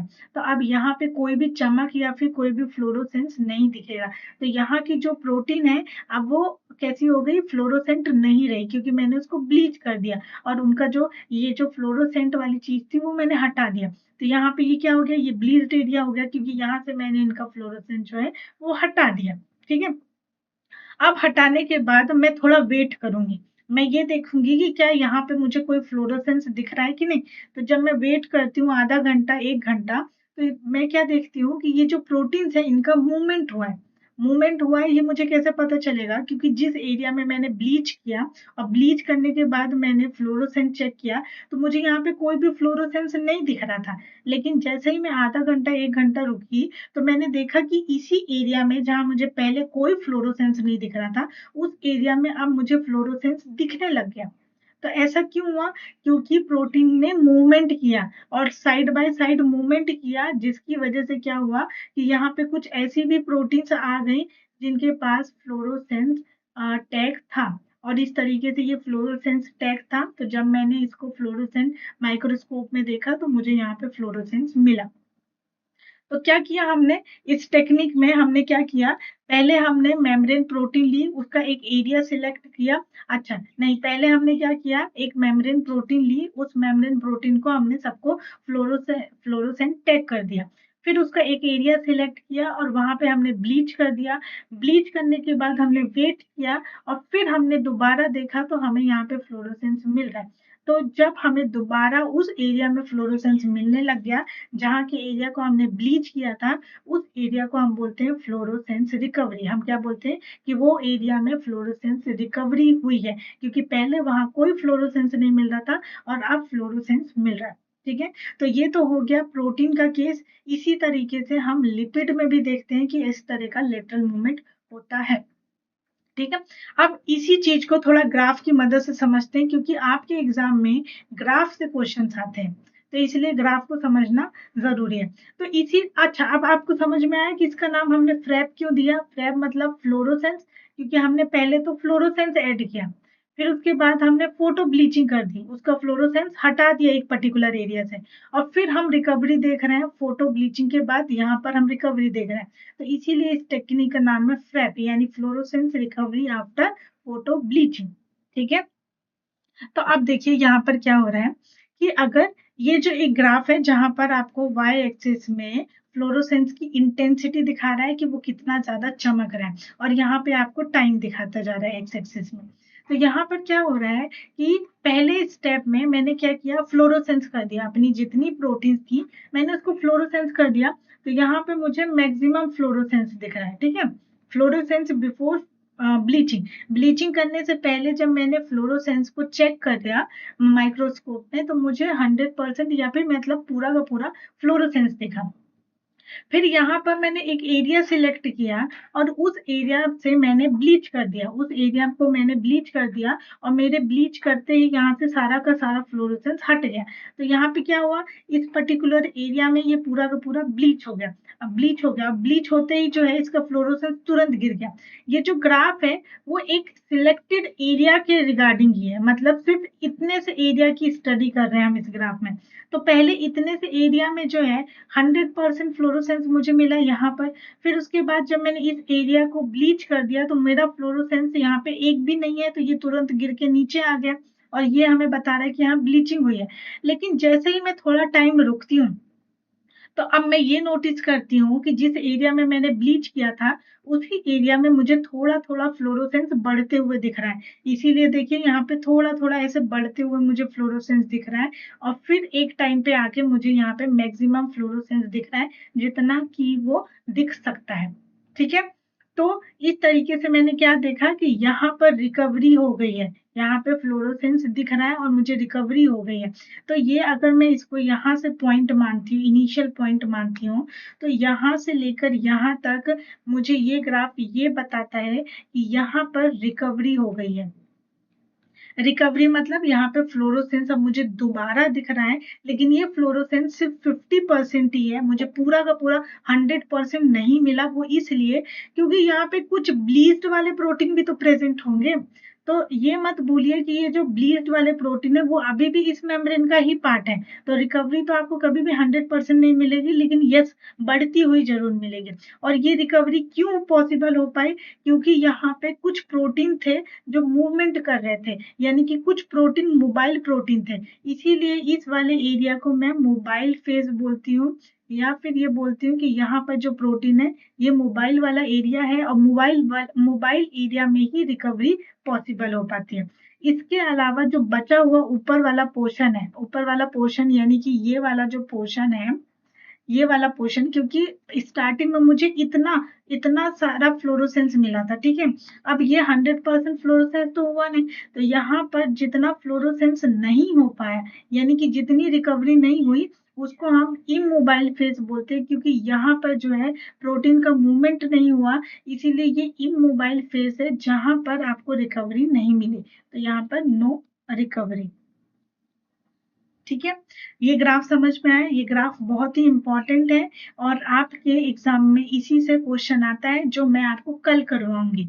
इस टॉपिक से कल हम इम्पोर्टेंट क्वेश्चन करेंगे इस पर्टिकुलर टेक्निक से।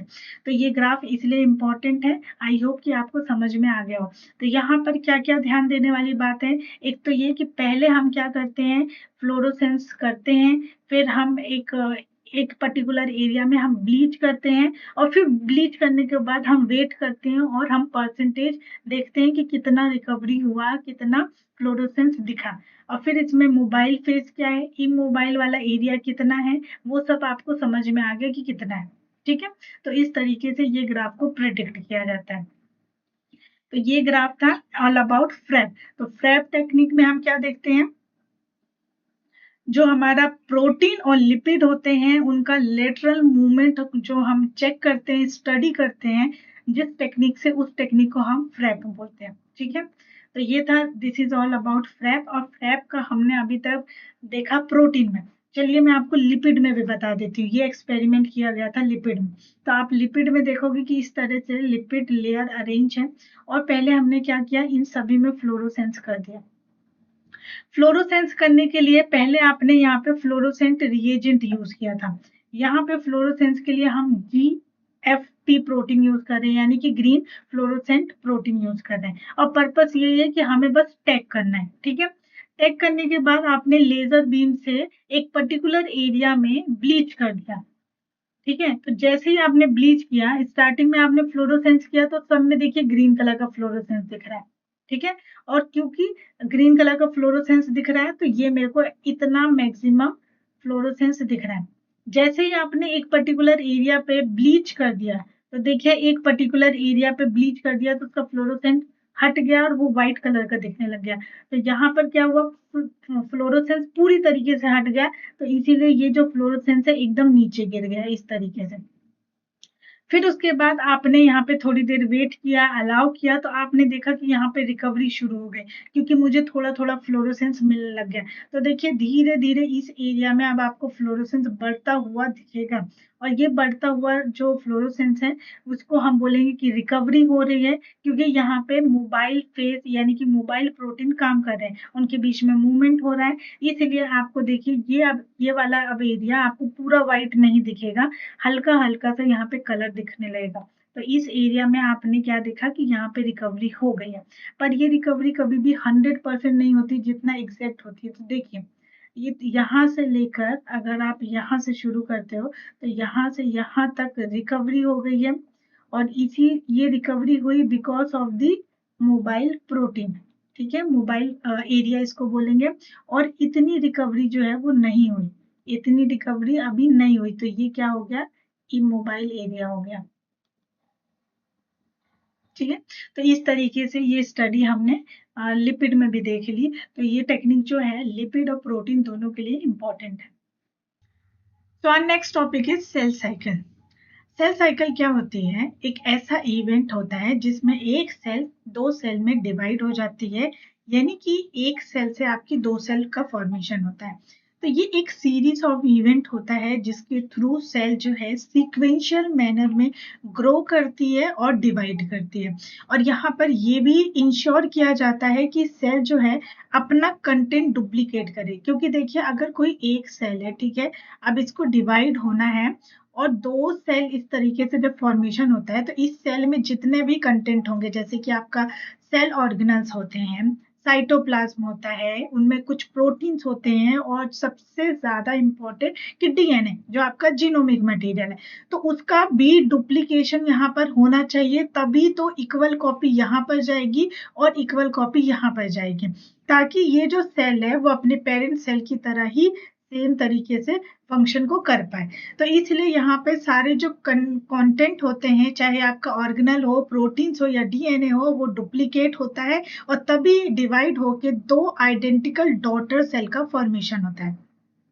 तो यहाँ पर एक पिक्चर मैंने आपको रिप्रेजेंट की है जो पूरे की तरीके से सेल साइकिल को रिप्रेजेंट कर रहा है। तो यहाँ पर सेल साइकिल में बेसिकली क्या होता है कि आपकी कुछ फेजेस देखी जाती है, यानी कि G1 आता है, S फेज आता है, G2 आता है और M फेज आता है, ठीक है। और उसके बाद सेल जो है वो रेस्टिंग फेज में चली जाती है, G2, जब कोई भी सेल का डिवीजन नहीं होता है उस टाइम पर।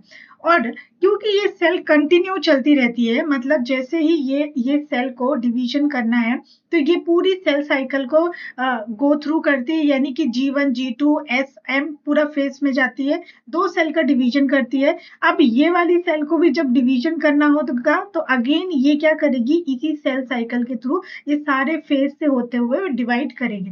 तो ये इसीलिए इसको सेल साइकिल कहा है, ठीक है। अगर फेजेस की बात करूं तो इसमें इंटरफेज होता है और माइटोटिक फेज होता है।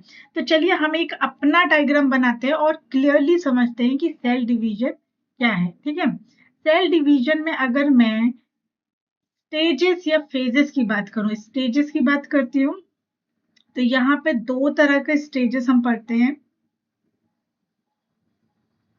एक होता है इंटरफेज और दूसरा होता है माइटोटिक फेज, या फिर जिसको हम एम फेज भी कहते हैं। इंटरफेज में आपका चला आता है G1, S and G2 phase, ठीक है। तो यहाँ पर अगर सपोज करिए कि ये मैं मान लूं कि सेल डिवीजन को जो इवेंट है वो 24 आवर्स का है, लेट सपोज ऐसा मान लेते हैं, तो उसमें से 23 आवर्स जो है वो इंटरफेस लेके चला जाता है, यानी कि G1, S और G2 फेज को कंप्लीट होने में 23 आवर्स का टाइम लग जाता है, और जो बचा हुआ 1 आवर होता है उसमें आपका माइटोटिक फेज चलता है।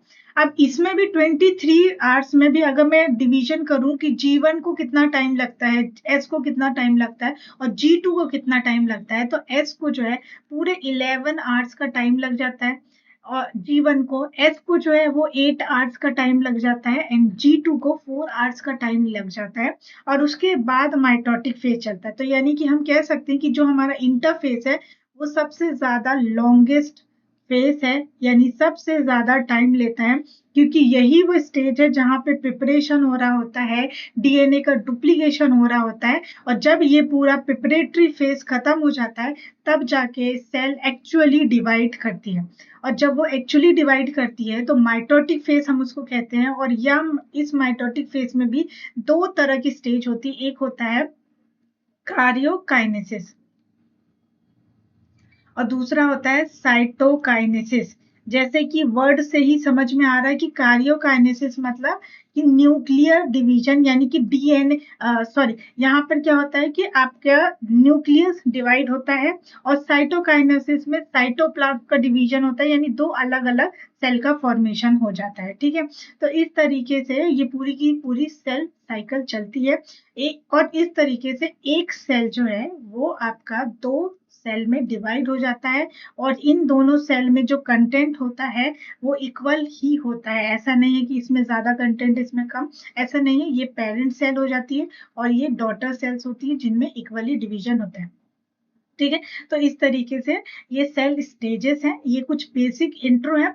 इसके बाद आप देखिए कि इन सेल स्टेजेस में क्या क्या रोल होता है। अच्छा, अब यहाँ पर हमने जो देखा है कि माइटोटिक फेज में हम कार्योकाइनेसिस बोलते हैं, यानी कि न्यूक्लियस का डिवीजन होता है, न्यूक्लियस बनता है, ठीक है।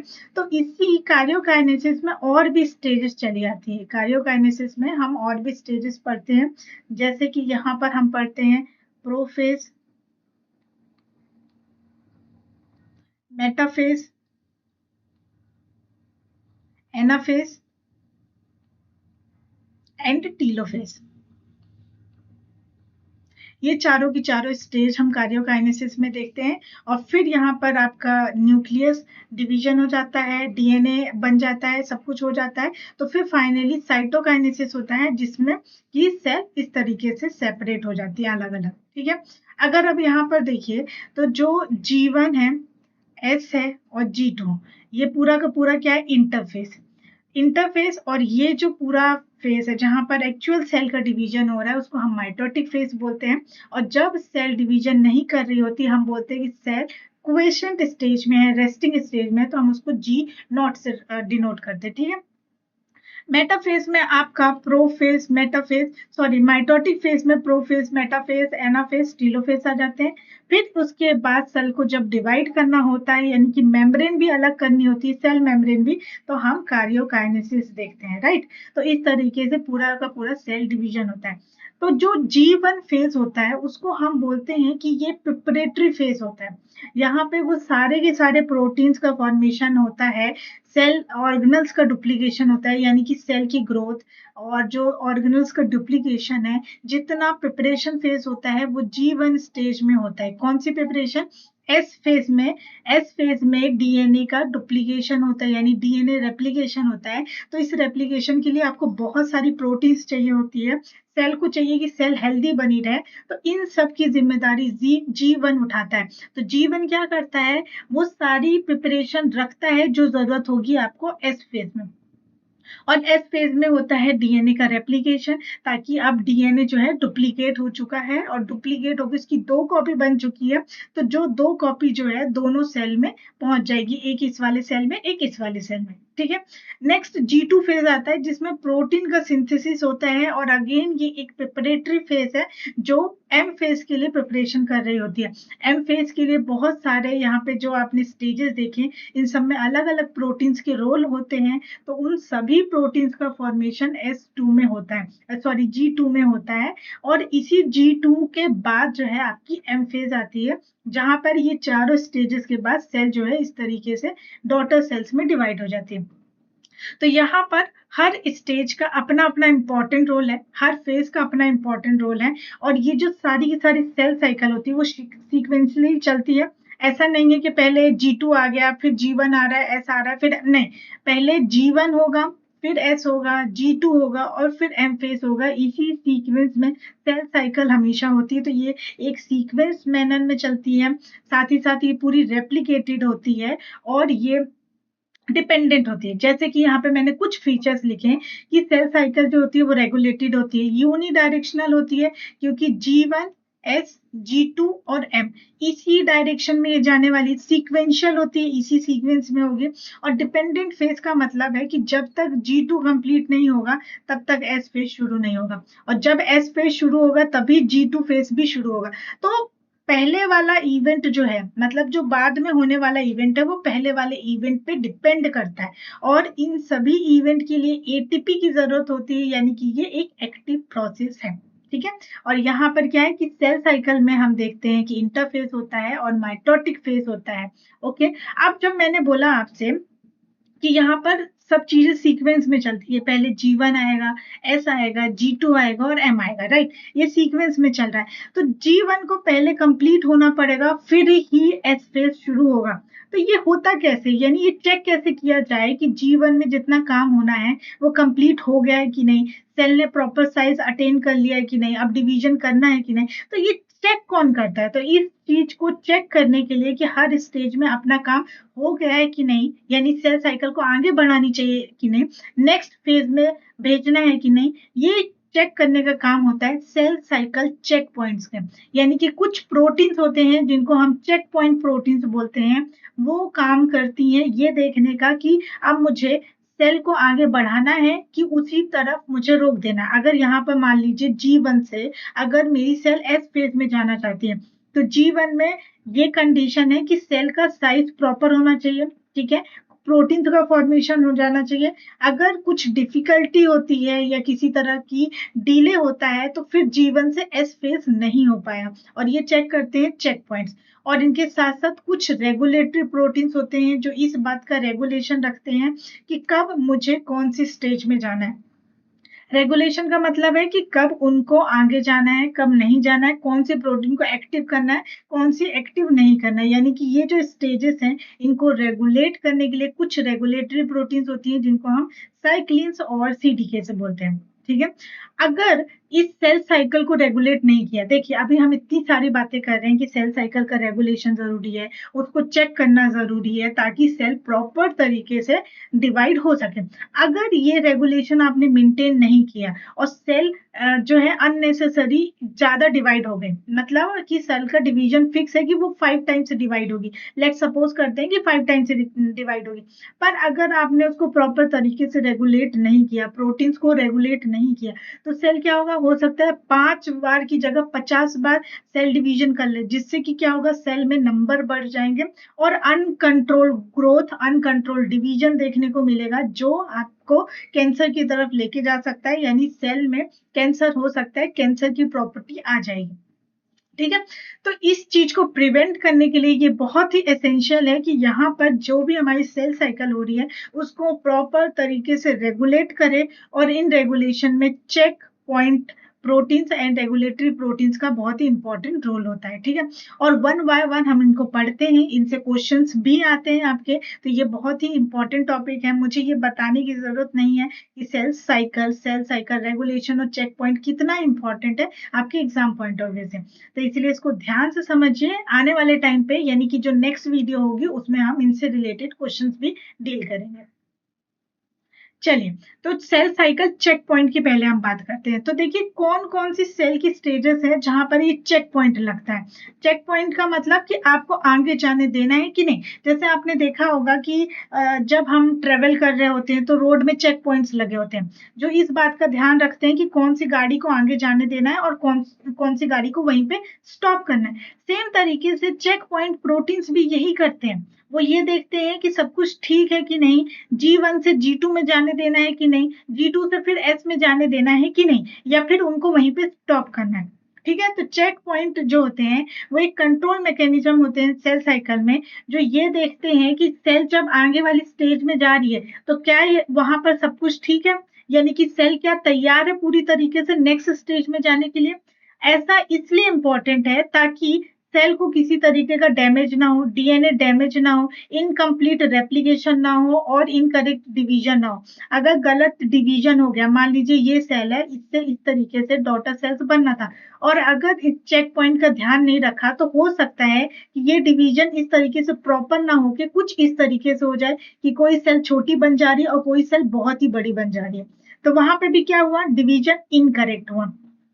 अगर आपने ध्यान नहीं दिया तो हो सकता है रेप्लिकेशन में प्रॉब्लम हो जाए, कि हो सकता है रेप्लिकेशन की एक कॉपी इधर तो पहुंच गई लेकिन इधर आई नहीं, या फिर हो सकता है कि दोनों में डीएनए गया, लेकिन हो सकता है कि एक में डीएनए इम्प्रॉपर है, कोई ब्रेक आ गया, प्रॉपर तरीके से नहीं बन पाया। तो इन सभी चीजों का ध्यान रखने के लिए चेक पॉइंट्स बहुत ही इंपॉर्टेंट होते हैं। तो अब कुछ एरियाज हैं जहां पे चेक पॉइंट काम करते हैं, तो देख लेते हैं कौन कौन से एरिया है। देखिए अभी आपको जो है सीक्वेंस तो याद हो गया होगा कि पहले G1 होता है, फिर S होता है, G2 होता है और N फेज होते हैं, और इन सब का अपना अपना एक इम्पॉर्टेंट रोल होता है, अपनी अपनी फेज का अपनी अपनी रिस्पॉन्सिबिलिटीज होती हैं, और इन्हीं इसी सीक्वेंस में सेल साइकिल आगे बढ़ती है। तो इन फेजेस में क्या क्या रोल होते हैं, क्या फंक्शन होते हैं, वो हमने जान लिया। अब हम देखते हैं कि जो सेल साइकिल चेक पॉइंट है वह कहाँ कहाँ काम करते हैं।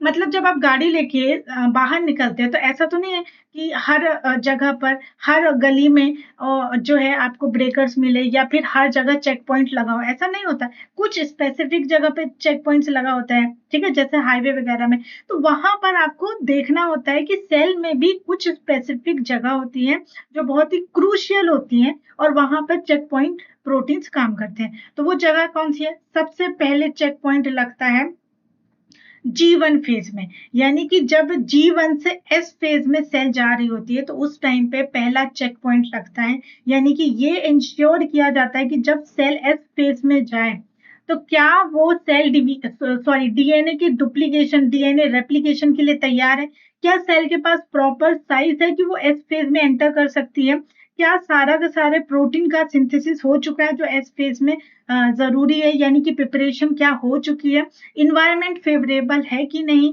जो हमारा रेप्लिकेशन है वो हम स्टार्ट कर सकते हैं कि नहीं, इन सभी बातों को इंश्योर किया जाता है, और उसके बाद ही सेल जो है G1 से S फेज में एंटर करती है। तो पहला चेक पॉइंट हमारा G1 टू S फेज में लग गया।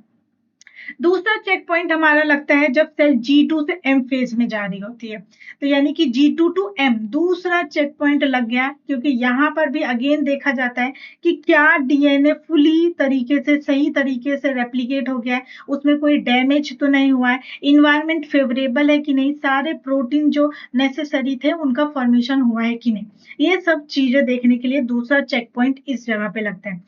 और तीसरा चेक पॉइंट लगता है माइटोटिक फेज में, जब एम फेज से एनफ फेज में सेल एंटर कर रही होती है उस फेज में, क्योंकि उस फेज में ये देखा जाता है कि क्या सारे के सारे क्रोमोसोम स्पिंडल फाइबर से अटैच है कि नहीं, क्या मेटाफेज टू एनाफेज ट्रांजिशन करने के लिए सही टाइम है, क्योंकि सारे प्रोटीन सिंथेसिस हो चुके हैं कि नहीं, सारी चीजों का एक्यूरेट इन्वायरमेंट है कि नहीं, ठीक है। क्योंकि इसके बाद अब सेल जो है आगे डिवीजन के लिए जाएगी, तो ये यहाँ पर बहुत इंपॉर्टेंट होता है कि जो आपका क्रोमोसोम है वो अच्छे से स्पिंडल फाइबर में अटैच हो, क्योंकि आगे जाके सेल जो है डिवाइड होने वाली है। तो थर्ड चेक पॉइंट आपका यहाँ पे लग जाता है, और तीनों के तीनों चेक पॉइंट बहुत ही रेगुलेटरी मैनर में प्रोटीन्स के साथ रोल प्ले करते हैं। अब कैसे, वही देखना है हमें कि पहला चेक पॉइंट आपका G1 फेज में लगा, जब सेल G1 से S में एंटर कर रही होती है, और ये जो है G1 के एंड पे पहला चेक पॉइंट लगता है, और ये चेक पॉइंट इसीलिए लगता है क्योंकि हमें ये इंश्योर करना होता है कि सेल का साइज एक्यूरेट हो, न्यूट्रिएंट्स की कमी ना हो, और किसी भी प्रकार का डीएनए डैमेज ना हो, क्योंकि अगर आपने यहाँ पे डीएनए डैमेज का ध्यान नहीं दिया तो एस फेज में जाकर G1 से अब सीधा एस फेज में जाएगी, तो एस फेज में जाके यही डैमेज वाले डीएनए का डुप्लीकेशन हो जाएगा। इसलिए आपको पहले ही इंश्योर करना है कि डीएनए जो है वो सही तरीके का हो, नहीं तो गलत डीएनए का जब रेप्लिकेशन होगा तो डॉटर सेल में भी गलत डीएनए पहुंचेगा। तो इन सभी चीजों को इंश्योर किया जाता है, चेक किया जाता है, और अगर कंडीशन सही होती है, सब कुछ सही होता है, तभी सेल को G1 से S फेज में एंट्री मिलती है। अदरवाइज सेल जो है वो G2 यानी रेस्टिंग फेज में चली जाती है, और तब तक रहती है जब तक कि उसमें कोई रिपेयर मैकेनिज्म काम ना हो जाए। जब सेल रिपेयर होके वापस आ जाती है और ठीक हो जाता है, तब जाके उसको एस फेज में भेजा जाता है, अगर कोई प्रॉब्लम है तो। और कोई प्रॉब्लम नहीं है तो सेल आराम से G1 से एस फेज में एंटर कर जाती है। तो ये हो गया आपका पहला चेक पॉइंट।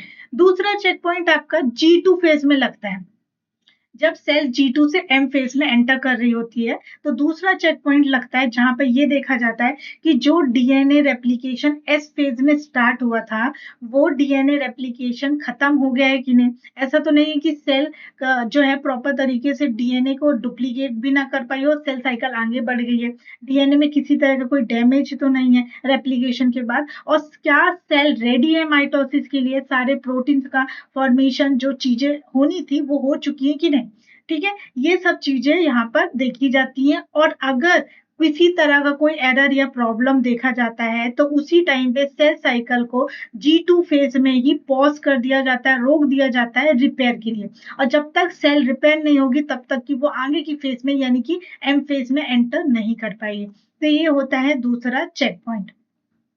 तीसरा चेक पॉइंट जो होता है वो एम चेक पॉइंट बोलते हैं, जिसमें स्पिंडल असेंबली चेक पॉइंट होता है, जब मेटाफेज से एनाफेज में जा रहा हो, यानी कि ये मेटाफेज टू एनाफेज ट्रांजिशन जब हो रहा था, तब उस टाइम पे ये चेक पॉइंट लगता है, जिसमें ये देखा जाता है कि अब जब मेटाफेज जो है माइटोसिस कर रही होती है, तो उसमें ये देखा जाता है कि सारे के सारे क्रोमोसोम स्पिंडल फाइबर से पूरे तरीके से अटैच है कि नहीं, और वो अटैचमेंट मतलब प्रॉपर है कि नहीं, इक्वेटर पे है कि नहीं। क्योंकि देखिए जब ये मेटाफेज होता है, ये मान लीजिए ये सेल है, ठीक है। अब यहाँ पर इस तरीके से आपने देखा होगा कि ये ऐसे स्पिंडल फाइबर्स अरेंज होते हैं, ठीक है, और इन्हीं स्पिंडल फाइबर पर यहाँ पे होते हैं क्रोमोसोम, इस तरीके से क्रोमोसोम लगे होते हैं। तो ये देखा जाता है कि ये जो क्रोमोसोम है ये स्पिंडल फाइबर से प्रॉपर तरीके से अटैच है कि नहीं, और अटैच है तो क्या ये इक्वेटर यानी सेंटर पे अटैच है। ऐसा तो नहीं कि एक क्रोमोसोम यहाँ पे लगा हुआ है दूसरा क्रोमोसोम यहाँ पे लगा है, ऐसा नहीं, इक्वेटर पे अटैच होना चाहिए, क्योंकि तभी आगे जाके जब एनाफेज आएगी तो आधे मतलब तो क्या होगा कि प्रॉपर तरीके से इनका डिवीजन हो पाएगा, प्रॉपर तरीके से ये जो है क्रोमेटिड सेपरेट हो पाएंगे और एक पोल्स की तरफ पोल्स की तरफ जा पाएंगी, ठीक है। तो ये सब चीजें इंपॉर्टेंट होती हैं, इसीलिए यहाँ पे चेक पॉइंट लगता है। अगर क्रोमोसोम का डिस्ट्रीब्यूशन अनइक्वल है, अगर देखा गया है कि क्रोमोसोम प्रॉपर तरीके से अटैच नहीं है स्पिंडल फाइबर में, जिसकी वजह से आगे जाके एनीप्लॉइडी जैसा कंडीशन हो सकता है, क्रोमोसोम नंबर में चेंजेस देखे जा सकते हैं, तो वहां पर इस चेक पॉइंट की मदद से सेल साइकिल को आगे नहीं बढ़ाया जाता। और जब सब कुछ ठीक रहेगा, ये चेक पॉइंट भी जब सेल पास कर जाएगी, तो वो आगे जाके माइटोसिस में मेटाफेज से एनाफेज, टीलोफेज और फिर साइटोकाइनेसिस कर जाएगी और सेल का डिवीजन हो जाएगा। तो ये चेक पॉइंट स्टेप बहुत ही ज्यादा इंपॉर्टेंट और क्रूशियल है। ठीक है, इनकी इंपॉर्टेंस तो हम ऑलरेडी समझ चुके हैं, बट यहाँ पे इनकी इंपॉर्टेंस और देख लेते हैं कि चेक पॉइंट इंपॉर्टेंट इसलिए ताकि जीनोम की स्टेबिलिटी बनी रहे। ऐसा ना हो कि किसी डीएनए के पास ज्यादा डीएनए है और किसी के पास कम है। सेल अभी प्रॉपर तरीके से तैयार भी नहीं है, उसने अपना साइज भी ढंग से नहीं लिया और उसका डिवीजन होने लग गया। तो ये सब चीजें नहीं होनी चाहिए। तो जीनोम स्टेबिलिटी इंपॉर्टेंट है, यानी कि यहाँ पे डीएनए की बात की जा रही है। और साथ ही साथ चेक पॉइंट इसलिए इंपॉर्टेंट है कि अगर किसी तरह का कोई म्यूटेशन है, तो सेल साइकिल को आगे नहीं जाने देना है, क्योंकि अगर सेल साइकिल आगे गई तो वो गलत तरीके से डिवाइड कर लेगी और आगे जाके वो हो सकता है कैंसर भी कॉज कर दे। ठीक है, और यहाँ पे चेक पॉइंट में बहुत सारे इंपॉर्टेंट प्रोटीन्स रोल प्ले करते हैं, जैसे P53, cyclins, NCDK and many mores. और भी बहुत सारे प्रोटीन्स होते हैं जो इन एक्टिविटी को, सेल साइकिल को रेगुलेट करते हैं और चेक पॉइंट में रोल प्ले करते हैं। ठीक है, अब नेक्स्ट देख लेते हैं कि ये हमने देख लिया कि ये चीजें हो रही हैं, चेक पॉइंट काम कर रहे हैं।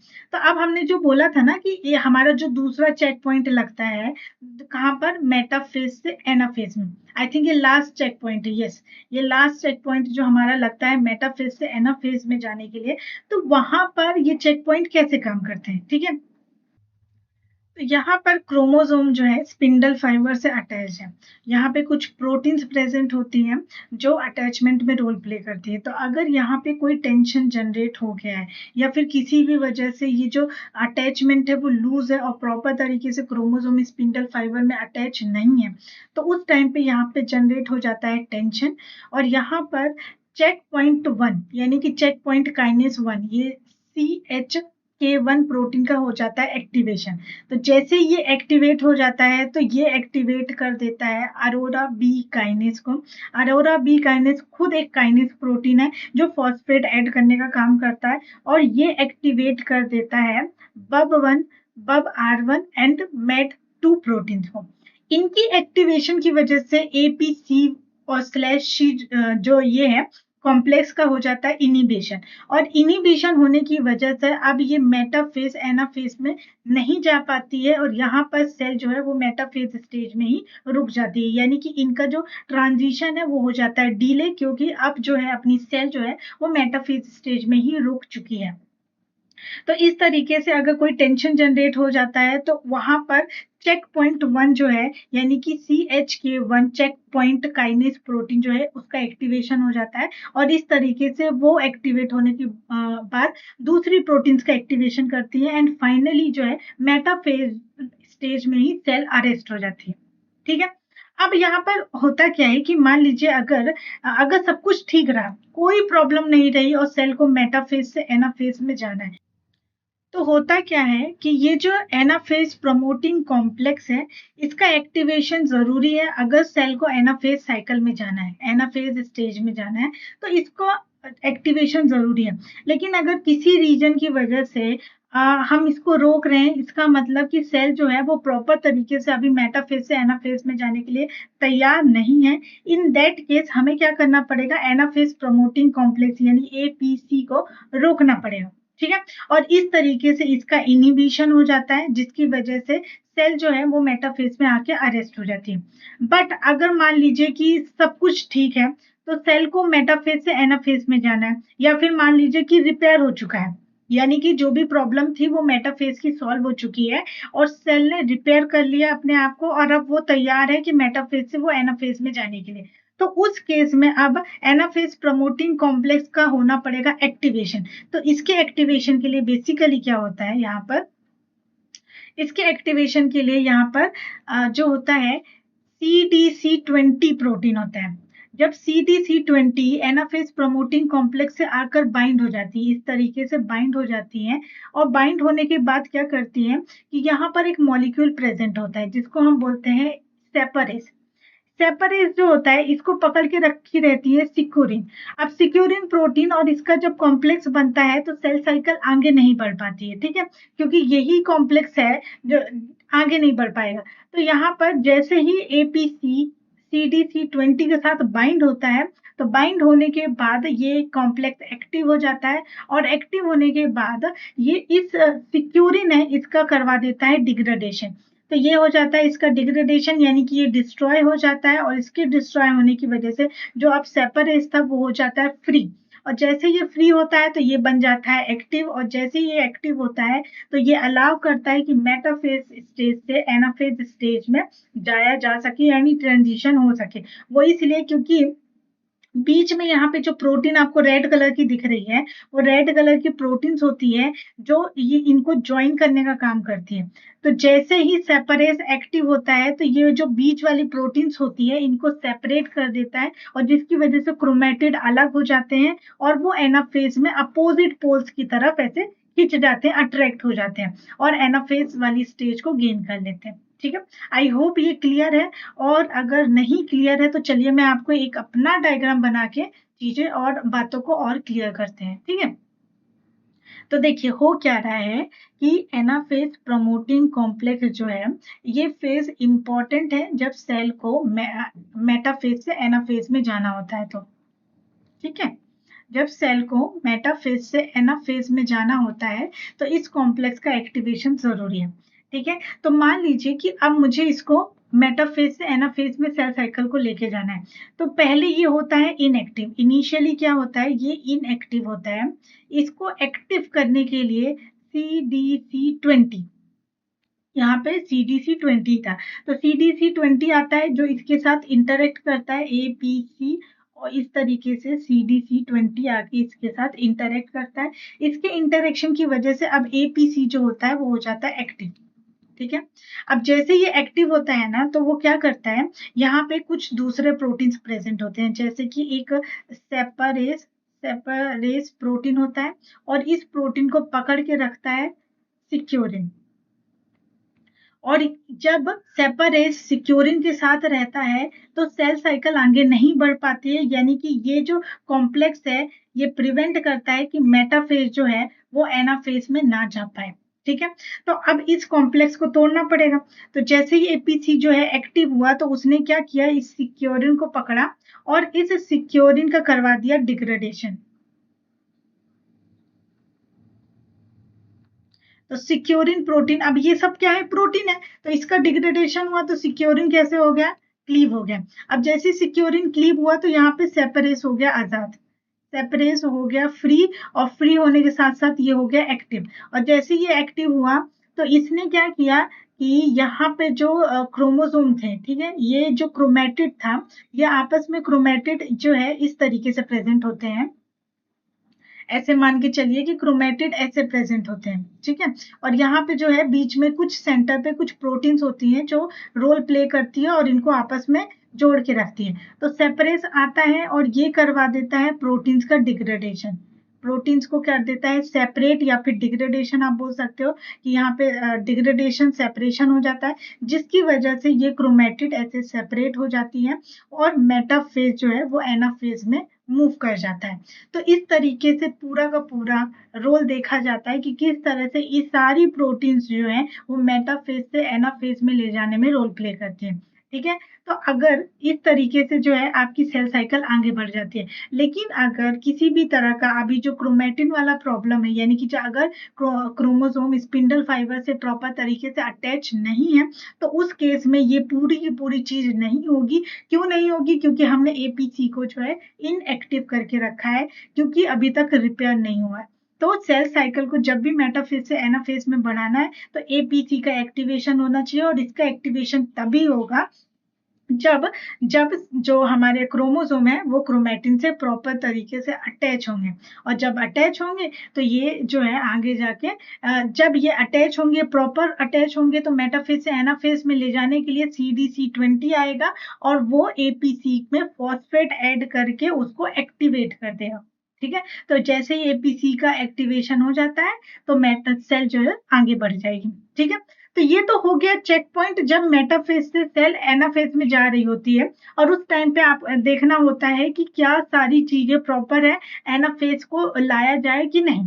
ठीक है, अब मान लीजिए कि हमने दूसरा चेक पॉइंट क्या देखा था, डीएनए डैमेज। अगर किसी तरीके का डीएनए में डैमेज हुआ तो सेल साइकिल आगे नहीं बढ़ती। तो यानी डीएनए डैमेज को चेक करने के लिए आप देखिए क्या करना होगा कि अगर मान लीजिए कि डीएनए में डैमेज हो गया और सिंगल स्ट्रैंडेड डीएनए का ब्रेक हो गया, तो सिंगल स्ट्रैंडेड डीएनए जैसे ही ब्रेक होती है तो एक सेंसर प्रोटीन होता है जिसका नाम होता है ATRIP। ये प्रोटीन एक सेंसर का काम करता है जो ये पता सेंस कर लेता है कि डीएनए में सिंगल स्ट्रैंडेड डीएनए ब्रेक हुआ है कहीं पर। तो जैसे ही ये सेंस कर लेता है तो वो क्या करता है, एटीआर से बाइंड हो जाता है। एटीआर क्या है, एक काइनेज प्रोटीन है। काइनेज प्रोटीन वैसे प्रोटीन्स होते हैं जो कहीं पर भी फॉस्फेट लगा सकते हैं किसी दूसरी प्रोटीन में, और उनके फॉस्फेट लगाने से कई बार एक्टिवेशन होता है तो कई बार डीएक्टिवेशन होता है।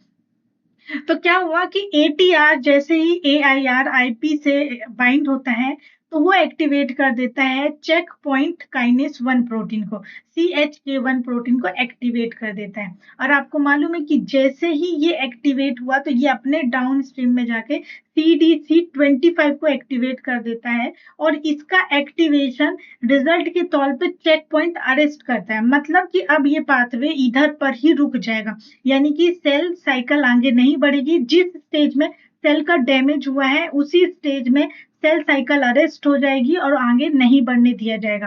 तो ये जो सेल साइकिल में ये डीएनए ब्रेक का डिटेक्शन हुआ उसको हम बोलते हैं एटीआर पाथवे। इस पाथवे से जब डीएनए में सिंगल स्ट्रैंडेड डीएनए ब्रेक होता है तो ये डिटेक्ट कर लिया जाता है। ठीक है, अब आपको कंफ्यूज नहीं होना है, क्योंकि जब हम मेटाफेज एनाफेज पढ़ रहे थे तो वहां पर जो CDC था जो APC को आके एक्टिवेट कर रहा था वो था 20 वाला। आपको अगर ध्यान हो तो यहाँ पर देखिए CDC20 है, और यहाँ पर जो डीएनए डैमेज में जो CDC काम कर रहा है वो है CDC25। ठीक है, छोटी छोटी बातें हैं बट इम्पोर्टेंट। और आपको 2-4 बार जैसे ही आप ये पढ़ते हो तो आपको ये सारे प्रोटीन्स के नाम और पाथवे याद हो जाते हैं, और इनसे किस तरह के क्वेश्चंस आते हैं वो भी हम डील करेंगे। तो आपको एक और आइडिया लग जाएगा कि मुझे किन पॉइंट्स पे ध्यान देना है, कौन सी चीजें इंपॉर्टेंट है जो एग्जाम पॉइंट ऑफ व्यू से हमें ध्यान रखनी है।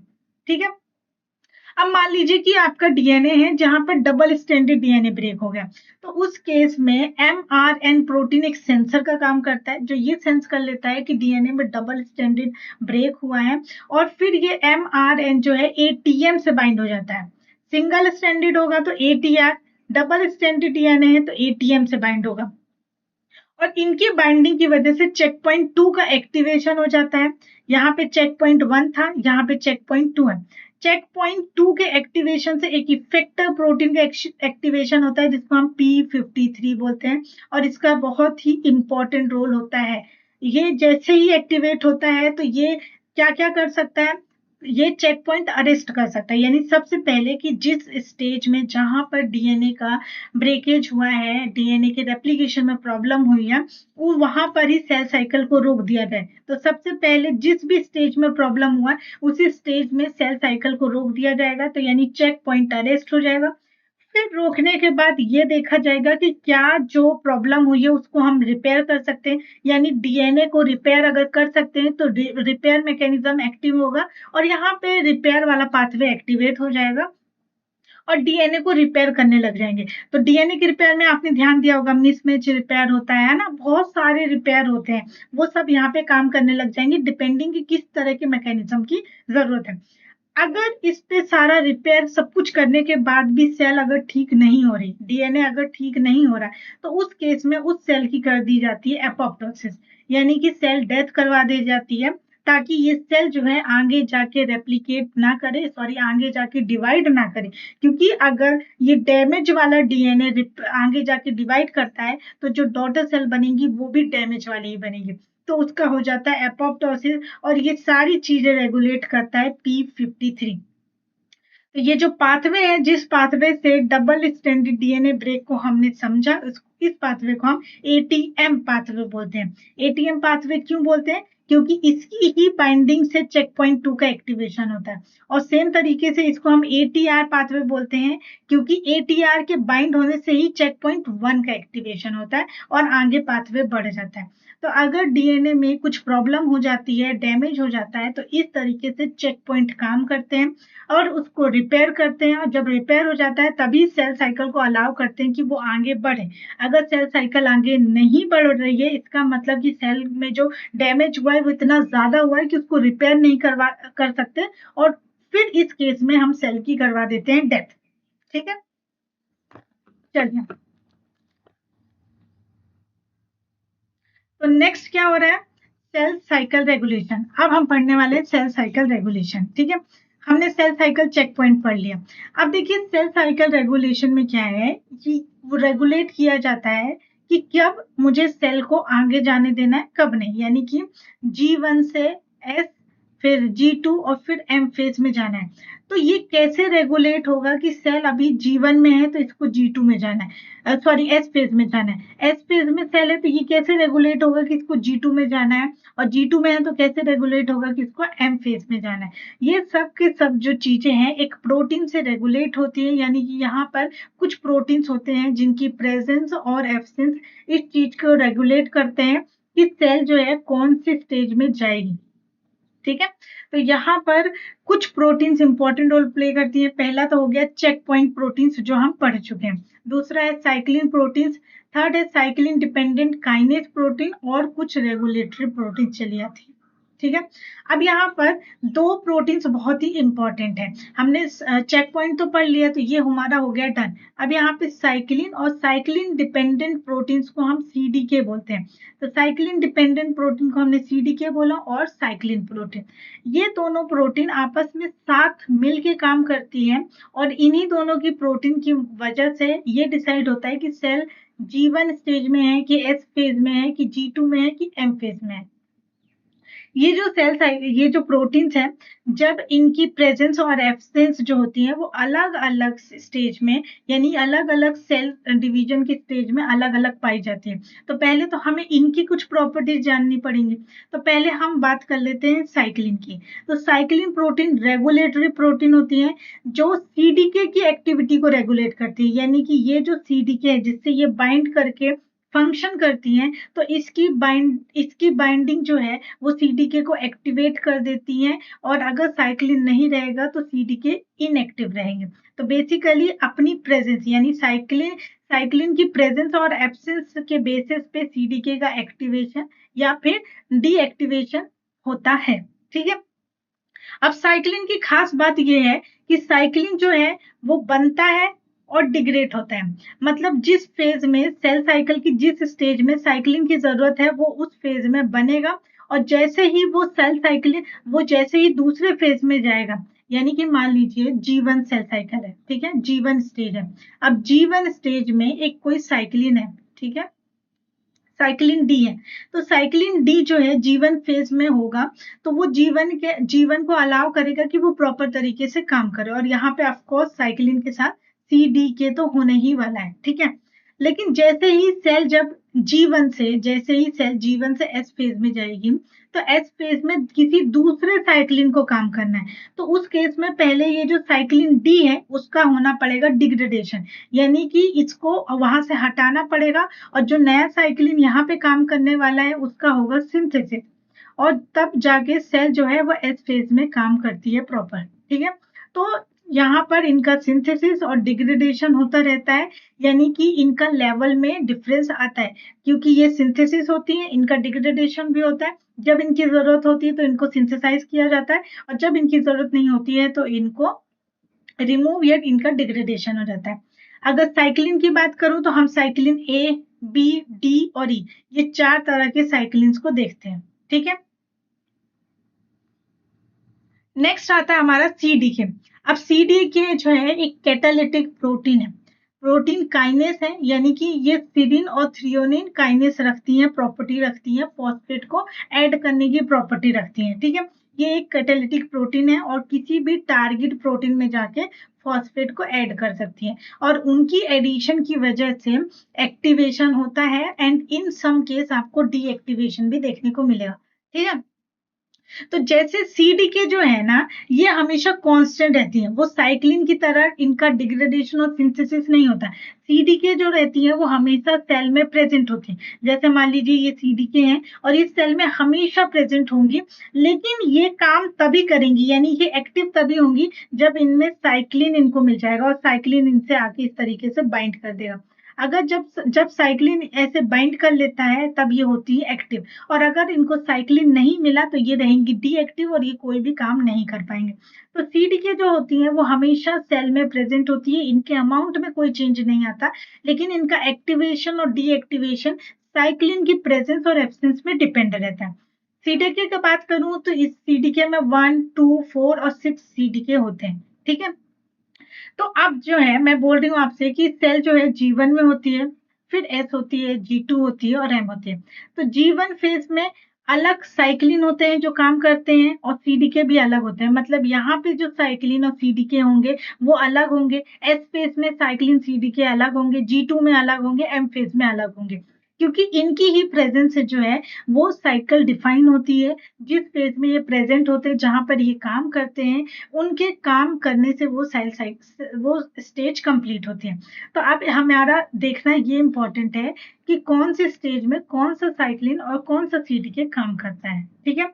और साइक्लिन सीडीके हमेशा साथ में मिलके, ग्रुप में मिलके आपस में एक दूसरे के साथ इस तरीके से काम करेंगे कि अगर ये सीडीके है तो इस सीडीके के साथ बाइंड होगा साइक्लिन, ठीक है। अब ये किस स्टेज में है, G1 में है, एच में है, G2 में है या M फेज में, किस स्टेज में है, डिपेंडिंग ऑन दैट कि यहाँ पे साइक्लिन कौन सा होने वाला है और सीडीके कौन से होने वाले हैं, ठीक है। चलिए, आपको सारी बातें समझ में आएंगी, कोई दिक्कत नहीं है, बस सुनते जाइए। अगर मान लीजिए कि सेल साइकिल स्टेज G1 है, यानी कि ये G1 है, तो G1 है तो यहाँ पे जो साइक्लिन होगा वो साइक्लिन D काम करेगा और सीडीके जो होंगे वो 4 और 6 दोनों साथ में मिलके काम करेंगे, ठीक है। अगर सेल जब G1 से S फेज में जा रही होती है, यानी कि ऐसी फेज जब सेल जो है G1 से S फेज में जा रही होती है ना, जा रही होती है, उस टाइम पे जो है साइक्लिन ई काम करता है, यानी उस टाइम पे यहाँ पे साइक्लिन ई हो जाएगा, साइक्लिन डी यहाँ से हट जाएगा और साइक्लिन ई हो जाएगा, और जो सीडीके काम करेगा वो होगा सीडीके 2। तो अगर साइक्लिन ई नहीं होगा तो सेल कभी भी G1 से S फेज में नहीं जा पाएगी, इसीलिए साइक्लिन ई का होना इंपॉर्टेंट है। और साइक्लिन ई है, इसका मतलब साइक्लिन डी को यहाँ से हमने डिग्रेड कर दिया, क्योंकि जितना साइक्लिन का बनना जरूरी है उतना ही नेक्स्ट स्टेज पे जाने के लिए साइक्लिन का डिग्रेड होना भी जरूरी है। अगर सेल को जीवन से एस फेज में भेजना है तो उस टाइम पे साइक्लिन डी का होना चाहिए डिग्रेडेशन, यानी इसको रिमूव किया जाएगा और साइक्लिन ई का किया जाएगा सिंथेसिस, ठीक है। ये बात क्लियर हुई। अब वैसे ही जब सेल जो है वो एस फेज में है और एस फेज में डीएनए का डुप्लीकेशन हो रहा है, तो उस टाइम पे साइक्लिन ए काम करेगा, यानी कि यहाँ पे साइक्लिन ए काम करेगा और सीडीके 2 ही होने वाला है, ठीक है। अब जब एस फेज से G2 फेज में सेल जाने के लिए तैयार होगी, क्योंकि अब तो आपको स्टेजेस याद हो गई होंगी, है ना। तो जब सेल जो है एस फेज से G2 फेज में जाने के लिए तैयारी कर रही होगी, तो इनके जाने में, इनका ट्रांजिशन करवाने में जो इंपॉर्टेंट साइक्लिन होता है वो साइक्लिन ए होता है, और यहाँ पर सीडीके 1 चाहिए होता है, तो यहाँ पे सीडीके 1 होगा। और जब ये दोनों साथ में मिलकर काम करेंगे तभी जो है सेल जो है वो G2 फेज में एंटर कर पाएगी, यानी ट्रांजिशन एस फेज से G2 में जा पाएगी, ठीक है। अब जैसे ही सेल जो है वो G2 में काम कर रही है, ठीक है। अब G2 से M, सेल जो है G2 में काम कर रही है, अब उसको G2 से M फेज में जाना है, तो इस फेज में जाने के लिए साइक्लिन बी होती है, साइक्लिन बी और सीडीके 1 होगा, ठीक है। और M फेज में भी साइक्लिन बी और सीडीके 1 काम करेगा। तो ये जो टेबल है ये बहुत ही इंपॉर्टेंट टेबल है, इसलिए क्योंकि इससे बहुत बार क्वेश्चंस आए हैं और बहुत स्टेटमेंट वाइज क्वेश्चन भी आपको देखने को मिल जाएंगे। तो ये स्लाइड बहुत ज्यादा इंपॉर्टेंट है, कौन सी सेल की स्टेज में कौन से साइक्लिन और कौन से सीडीके का एक्टिवेशन हो रहा है, ये दोनों कौन से पेयर में काम करते हैं, वो इस स्लाइड में लिखा हुआ है। तो ये स्लाइड बहुत इंपॉर्टेंट है, इसको याद कर लीजिए, ठीक है। अब देखते हैं, मैंने बोला आपको कि जो साइक्लिन है वो सीडीके से बाइंड करता है और तब जाके सीडीके का होता है एक्टिवेशन, और जब इसका एक्टिवेशन होगा तो ये सेल साइकिल स्टेज में काम कर पाएगा। अगर ये मान लीजिए कि सेल साइकिल G1 है, अगर हम मान लेते हैं कि ये G1 फेज है सेल साइकिल की, तो उस टाइम पे साइक्लिन डी होगा और यहाँ पे CDK 4 और 6 होंगे, और 4 और 6 CDK का एक्टिवेशन तभी होगा जब साइक्लिन डी आके बाइंड होगा। मान लीजिए अगर आप केस ले लेते हैं कि साइक्लिन डी एब्सेंट है, अगर साइक्लिन डी एब्सेंट है तो जो CDK 4 और 6 है वो इस तरीके से रहेंगे और ये रहेंगे इनएक्टिव। इनकी इनएक्टिव की वजह से अब ये जो है वो G1 में कुछ रोल प्ले नहीं करेंगे, कोई काम नहीं करेंगे। लेकिन जैसे ही साइक्लिन डी का प्रेजेंस हो जाता है, यानी कि ये आ जाता है, तो साइक्लिन डी क्या करता है, साइक्लिन डी CDK 4 एंड 6 के साथ बाइंड कर जाता है, इस तरीके से बाइंड करता है और इनकी बाइंडिंग की वजह से हो जाता है एक्टिवेशन के बाद ये G1 सेल साइकिल में अपना रोल प्ले करने लगते हैं, इनको जो भी काम करना होता है वो करते हैं। ठीक है, तो आप जरा देख लेते हैं कि ये किस तरीके से एक्टिवेट होते हैं। तो ये सारी चीजें इनके स्ट्रक्चर में छुपी हुई है। ठीक है, तो चलिए कैसे होता है। यहाँ पे CDK प्रेजेंट है, ठीक है, और ये इनएक्टिव है। क्यों? क्योंकि इसके पास साइक्लिन नहीं है। तो ये CDK का स्ट्रक्चर है, अंदर जो है CDK के स्ट्रक्चर में ATP का मॉलिक्यूल है। ठीक है, इस तरीके से। तो जब CDK अकेला रहता है, इसको साइक्लिन नहीं मिलता, तो ये होता है इनएक्टिव और ATP की पोजीशन कुछ इस तरीके से होती है, यानी एक्टिव साइट पे ये प्रेजेंट रहता है और किसी भी दूसरे प्रोटीन को अलाउ नहीं करता है कि वो उसके साथ आके बाइंड कर जाए। लेकिन जैसे ही साइक्लिन की एंट्री होती है, ठीक है, अगर जिस भी सेल की ये स्टेज में होगा उस स्टेज का साइक्लिन यहाँ पर आ जाएगा और साइक्लिन की हो जाएगी एंट्री। इसकी एंट्री की वजह से जो है CDK का स्ट्रक्चर देखिए किस तरीके से चेंज होता है। साइक्लिन और CDK आपस में इंटरेक्ट करते हैं, जिससे ATP का जो स्ट्रक्चर है वो थोड़ा सा चेंज होता है। स्ट्रक्चर मतलब पोजीशन चेंज होती है ताकि साइक्लिन CDK के साथ अच्छे से बाइंड हो सके। और जैसे ये बाइंडिंग होती है तो यहाँ पे पार्शियली एक्टिवेशन होता है CDK का पार्शियली एक्टिवेशन होता है। अब फुली एक्टिवेशन कब होगा? जब यहाँ पे फॉस्फेट ग्रुप ऐड होगा, यानी कि जब इसके ATP मॉलिक्यूल पे, ये जो CDK है इसके ATP मॉलिक्यूल पे जब कोई फॉस्फेट आके ऐड होता है, फॉस्फेट ऐड हो जाता है, तब ये फुली एक्टिव हो जाता है। और ये फॉस्फेट ऐड करता है CDK एक्टिवेटिंग काइनेस, जिसका काम ही होता है फॉस्फेट को ऐड करना। तो इसको हम बोलते हैं कैक वो प्रोटीन है जो CDK एक्टिवेटिंग काइनेस, यानी कि इसमें काइनेस ऐड करके इसको एक्टिवेट करते हैं। तो कैक तभी काम करेगा जब साइक्लिन आ चुका होगा। साइक्लिन के आने के बाद कैक काम करेगा। ठीक है, तो हमने क्या बोला कि CDK पहले इनएक्टिव था, ठीक है, और जब ये इनएक्टिव था तो यहाँ पे साइक्लिन नहीं आया, कैक की भी एंट्री नहीं हुई, तो ना तो यहाँ पे साइक्लिन की एंट्री हुई और ना ही कैक की एंट्री हुई, और इस केस में, इन दोनों ही केस में ये हो जाता है इनएक्टिव। ठीक है, लेकिन जैसे ही CDK जो है CDK से आके बाइंड कर जाता है साइक्लिन, तो जब ये साइक्लिन बाइंड करेगा तब जाके एक्टिवेशन होगा कैक का, और कैक जो है फॉस्फेट ग्रुप ऐड करके एक्टिवेट कर देगा CDK को, तो यहाँ पर हो जाएगा CDK का एक्टिवेशन। और जैसे इसका एक्टिवेशन होगा वो सेल साइकिल स्टेज में अपना रोल प्ले करेगा और सेल साइकिल को आगे बढ़ाएगा। ठीक है, तो इस तरीके से इनका एक्टिवेशन होता है और साइक्लिन और CDK मिलकर आपस में काम करते हैं। ठीक है, चलिए अब अगर मैं ये देख लूं कि क्या क्या चीजें हैं जो CDK की एक्टिविटी को रेगुलेट करें, क्योंकि अल्टीमेटली CDK ही है जो सेल साइकिल में काम करता है, लेकिन इसको काम करने के लिए साइक्लिन की जरूरत है। तो कौन सी ऐसी चीजें हैं जो CDK को रेगुलेट करती हैं कि कब CDK काम करेगा, कब नहीं काम करेगा, क्योंकि CDK का जो अमाउंट है, जो कॉन्सेंट्रेशन है, वो सेल में प्रेजेंट है, हमेशा प्रेजेंट रहेगा। ठीक है, तो उसको कब काम करना है और कब नहीं काम करना है, ये रेगुलेट करने के लिए साइक्लिन्स होते हैं। साइक्लिन्स का राइज एंड फॉल, इसका मतलब कि उनका कॉन्सेंट्रेशन, उनका प्रेजेंस और एब्सेंस CDK की एक्टिविटी को रेगुलेट करता है। और फिर CDK में फॉस्फोराइलेशन और डीफॉस्फोराइलेशन भी इस बात को डिटेक्ट करता है कि कब CDK को काम करना है, कब नहीं। फॉस्फोराइलेशन मतलब फॉस्फेट का ऐड होना और डीफॉस्फोराइलेशन मतलब फॉस्फेट का रिमूव होना। ठीक है। तो जैसे कि हमने यहाँ पर देखा कि साइक्लिन के ऐड होने पर भी, साइक्लिन के साथ बाइंड होने पर भी सीडीके जो है वो पार्शियली एक्टिव था। फुली एक्टिवेशन होने के लिए उसको फॉस्फोराइलेशन की जरूरत होती है। तो यानी कि अगर मैंने सीडीके को यहाँ पे फॉस्फोराइज नहीं किया, यानी फॉस्फेट नहीं दिया, तो वो फुली एक्टिव नहीं हो पाएगा। तो यानी कि ये जो है, ये सेकेंड पॉइंट भी इंपॉर्टेंट है। इसके साथ साथ कुछ ऐसे प्रोटीन्स होते हैं जो सीडीके को रोकते हैं, और जैसे मान लीजिए ये जो है सीडीके है, इस सीडीके को रोकने के लिए कुछ प्रोटीन्स मौजूद होते हैं, और इन प्रोटीन्स को हम बोलते हैं सीडीके इनहिबिटर प्रोटीन्स। क्या बोलते हैं? CDK inhibitor proteins.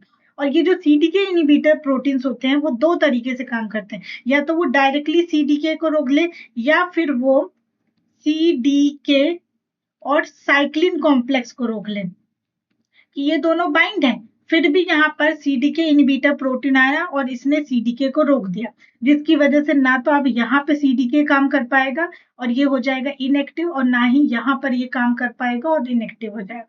ठीक है। तो ये कुछ चीजें हैं जो सीडीके की एक्टिविटी को रेगुलेट करती हैं, और इसी में हम एक बहुत ही बढ़िया एग्जाम्पल पढ़ते हैं, और वो एग्जाम्पल है, हम पढ़ते हैं फ्यूजन ईस्ट में। यहाँ पर हम देखते हैं कि किस तरीके से सीडीके का फॉस्फोराइलेशन और डीफॉस्फोराइलेशन उसके एक्टिवेशन और डीएक्टिवेशन को प्रमोट और इनहिबिट करता है। ठीक है। तो चलिए देखें, फिर स्टार्ट करें। आई होप कि अभी तक सबकी एनर्जी बनी होगी और हम अच्छे से पढ़ रहे होंगे। ठीक है, सबको कोई प्रॉब्लम नहीं है, बस सुनते जाइए, आपको सब समझ में आएगा। तो यहाँ पर क्या होता है कि साइक्लिन है, माइटोटिक साइक्लिन है, ठीक है, जो मेटाफेज में काम करेगा, वो साइक्लिन है, और यहाँ पर है सीडीके। ठीक है। अब सीडीके में यहाँ पे दिखाया है टायरोसिन, यानी टायरोसिन का 15th पोजीशन एंड टायरोसिन का 161 पोजीशन। ठीक है। तो अभी ये जो सीडीके है वो है इनएक्टिव, क्योंकि ये अकेला प्रेजेंट है, इसका जो बेस्ट फ्रेंड है साइक्लिन वो अभी तक नहीं मिला है। तो अब जैसे ही सीडीके के साथ जो है साइक्लिन आके बाइंड हो जाता है, ग्रीन से साइक्लिन दिखा रहे हैं, याद रखिए साइक्लिन है, और पर्पल से जो दिखा रहे हैं वो सीडीके है। तो सीडीके और साइक्लिन आपस में पहले तो बाइंड होते हैं। ठीक है। इनकी बाइंडिंग होने के बाद भी यहाँ पे एक प्रोटीन काम करता है जिसको हम बोलते हैं V1 प्रोटीन। V1 प्रोटीन ये सीडीके इनहिबिटिंग काइनेज है। हमने यहाँ पे बात की थी ना यहाँ पर कि क्या होता है, यहाँ पर कुछ प्रोटीन्स होते हैं सीडीके इनहिबिटर प्रोटीन्स होते हैं। तो इसी सीडीके इनहिबिटर प्रोटीन्स का एक एग्जांपल है V1 प्रोटीन। ठीक है। तो V1 प्रोटीन क्या करता है कि वो सीडीके के टायरोसिन के 15th पोजीशन पे आके फॉस्फेट ग्रुप को ऐड कर देता है, और इसकी एडिशन से अब ये हो जाता है इनहिबिट, मतलब सीडीके जो है वो साइक्लिन से बाइंड होने के बाद भी इनएक्टिव है, क्योंकि यहाँ पे V1 प्रोटीन ने आके टायरोसिन के 15th पोजीशन पे फॉस्फेट ग्रुप को ऐड कर दिया, और इसकी एडिशन की वजह से ये हो गया कॉम्प्लेक्स फॉस्फेट, मतलब पूरा इनएक्टिव हो गया। कॉम्प्लेक्स कैसा हो गया? इनएक्टिव। और आपको ध्यान रखना कि V1 कैसा है? सीडीके इनहिबिटिंग काइनेज या प्रोटीन है। ठीक है। तो ये पूरा कॉम्प्लेक्स जो हो गया वो हो गया इनएक्टिव, अब ये आगे जाके कुछ काम नहीं कर पाएंगे। ठीक है। तो अब जब सेल को आगे बढ़ना होगा तो उस टाइम पे क्या होगा कि हमें सेल साइकिल को आगे बढ़ाना है, तो आएगा एक दूसरा प्रोटीन जिसका नाम है कैक। कैक क्या है? सीडीकेज एक्टिवेटिंग काइनेज है, जिसके बारे में हम पढ़ चुके हैं, याद होगा आपको। कैक आता है और वो फॉस्फेट ऐड करता है, सीडी के मॉलिक्यूल पे फॉस्फेट ऐड करता है टायरोसिन की 161 पोजीशन पे, जिसकी वजह से ये कॉम्प्लेक्स पार्शियली इनएक्टिव हो जाता है। इनएक्टिव हो जाता है क्योंकि यहाँ पे फॉस्फेट का अटैचमेंट एक्टिवेट करने का काम करता है, लेकिन फिर भी ये कॉम्प्लेक्स पूरी तरीके से एक्टिवेट नहीं है, क्योंकि अभी भी इस पोजीशन पे फॉस्फेट ग्रुप ऐड है, और इसका ऐड होना इस कॉम्प्लेक्स को आगे काम नहीं करने देगा। तो जरूरत क्या है कि मुझे इस कॉम्प्लेक्स में यहाँ से फॉस्फेट ग्रुप को हटाना है। तो इस फॉस्फेट ग्रुप को हटाने के लिए V1 ने जहाँ पे फॉस्फेट ग्रुप को ऐड किया है, वहां से ये फॉस्फेट ग्रुप को रिमूव करने के लिए, हटाने के लिए एक दूसरा प्रोटीन आता है जिसको हम बोलते हैं फॉस्फेटेज। अब ये फॉस्फेटेज ऐसे प्रोटीन होते हैं जो फॉस्फेट ग्रुप को रिमूव करते हैं, ये बात ध्यान रखिएगा। और इसी में एग्जांपल है CDC25। यस, CDC25, याद होगा हमने कहाँ पे पढ़ा था, ठीक है। तो CDC25 जो है एक फॉस्फेटेस की तरह काम करता है, जो यहाँ से 15th पोजीशन, टायरोसिन की 15th पोजीशन से फॉस्फेट को रिमूव कर देगा, और जिसकी वजह से जो ये इनिबिटरी वाला फॉस्फेट था वो हट जाएगा, और एक्टिवेटिंग वाला फॉस्फेट अभी भी अटैच है, और ये CDK को साइक्लिन का साथ मिल गया, तो दोनों मिलके क्या करेंगे, दोनों मिलके ये कॉम्प्लेक्स को एक्टिवेट कर देंगे, और ये सेल साइकिल को एक्टिव कर देंगे, यानी सेल साइकिल को आगे बढ़ा देंगे और इनका प्रोग्रेशन हो जाएगा, ठीक है। तो ये एग्जांपल हमने फिशन ईस्ट में देखा, इसी तरीके से हमारे यहाँ भी सेल साइकिल का रेगुलेशन किया जाता है, ठीक है। अब चलिए कुछ केसेस की बात कर लेते हैं, ठीक है। तो कुछ केसेस का क्या है, ये जो हमने एग्जांपल पढ़ा, इसी एग्जांपल में अगर कुछ म्यूटेशन केसेस देखने हो, मान लीजिए कि जब कुछ वाइल्ड टाइप है, वाइल्ड टाइप में V1 जो है वो प्रेजेंट है एंड CDC25 प्रेजेंट है, यहाँ पे ध्यान दीजिए। तो जो V1 है वो इनएक्टिव करने का काम कर रहा है, और CDK जो है, यानी V1 ने जो यहाँ पे फॉस्फेट ऐड किया है, CDC25 यहाँ के फॉस्फेट से रिमूव कर दे रहा है, तो ये इनएक्टिव कर रहा है, और जबकि फॉस्फेटेज एक्टिव कर रहा है।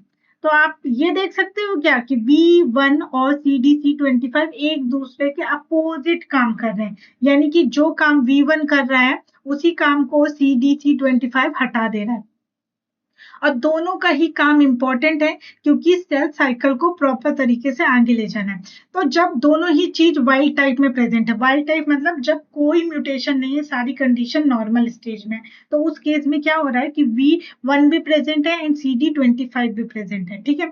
तो G2 फेज में क्या हो रहा है कि पहले V1 ने जो है यहाँ पर फॉस्फेट ग्रुप ऐड करके रखा, और उसको ऐड करके रखा, जिससे कि सेल जो है, अगर सेल का साइज प्रॉपर नहीं हो पाया है तो सेल जो है आगे जाके सेल डिवीजन ना करे, इसलिए V1 को जरूरी है कि वो क्या है, फॉस्फेट ग्रुप ऐड करके रखे, जिससे सेल साइकिल आगे ना बढ़े, ठीक है। लेकिन जैसे ही सब कुछ अच्छा हो गया, मतलब यहाँ पर क्या हुआ, यहाँ पे फॉस्फेट ग्रुप जो ऐड था और सेल एकदम सही थी, सब कुछ प्रॉपर काम कर रहा था, तो CD25 आया, उसने ये फॉस्फेट को हटा दिया, और जैसे ये फॉस्फेट यहाँ से रिमूव हो गया तो सेल जो है वो आगे बढ़ गई, और इस तरीके से सेल डिवीजन हो गया, और आपको 2 सेल मिले जिनका साइज एकदम एप्रोप्रिएट है, एकदम नॉर्मल साइज है, ठीक है, जैसा होना चाहिए था वैसा है। लेकिन अगर म्यूटेंट केस की बात करें कि अब V1 का अगर हम कर देते हैं म्यूटेशन, और कैसा म्यूटेशन, लॉस ऑफ फंक्शन वाला म्यूटेशन, कि V1 अब काम ही नहीं कर पाएगा, तो V1 काम नहीं कर पाएगा, लेकिन जो CDC25 है वो प्रॉपर है, वो नॉर्मल है, वो काम करेगा। तो उस केस में क्या होगा कि V1 यहाँ पे जो है वो फॉस्फेट ऐड नहीं कर पाएगा, और यहाँ पे अगर फॉस्फेट ऐड नहीं करेगा तो CDC25 को तो वैसे भी कुछ काम नहीं करना है, उसको तो ये फॉस्फेट हटाना ही था। अब V1 ने यहाँ फॉस्फेट लगाया ही नहीं, तो ये भी आराम से है।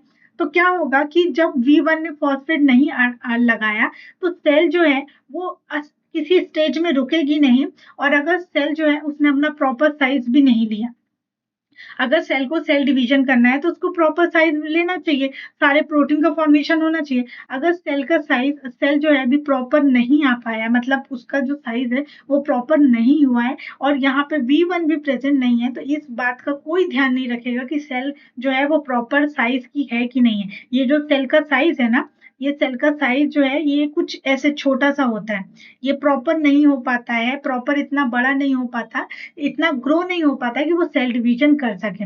लेकिन फिर भी इस स्टेज में इसको रोकने वाला कोई नहीं होता, और सेल जो है आगे बढ़ जाती है, जिसकी वजह से डिवीजन हो जाता है, और स्मॉल साइज के सेल्स हमको देखने को मिलते हैं।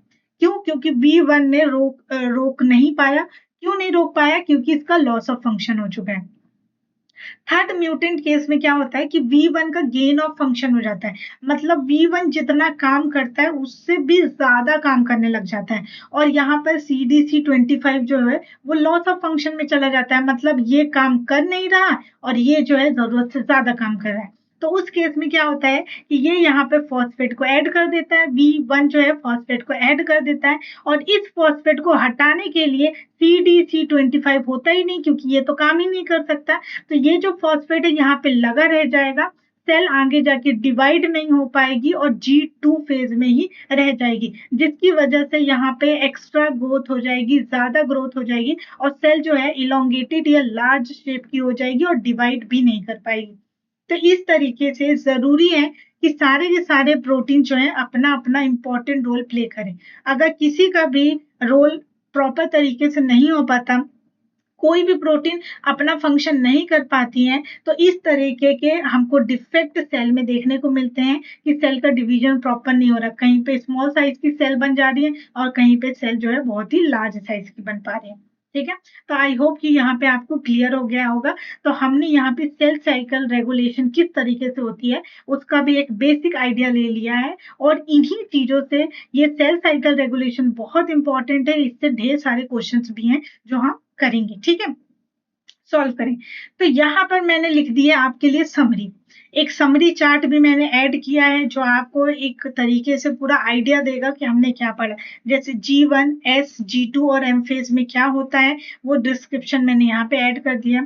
अगेन एक समरी स्लाइड मैंने ऐड कर दी है कि यहाँ पे जो चेक पॉइंट है वो कौन कौन से हैं और ये चेक पॉइंट क्या कंट्रोल करते हैं और यहाँ पे क्या किस चीज की चेकिंग होती है। ठीक है, ऑल्दो हम इन चीजों के बारे में ऑलरेडी डिस्कशन कर चुके हैं।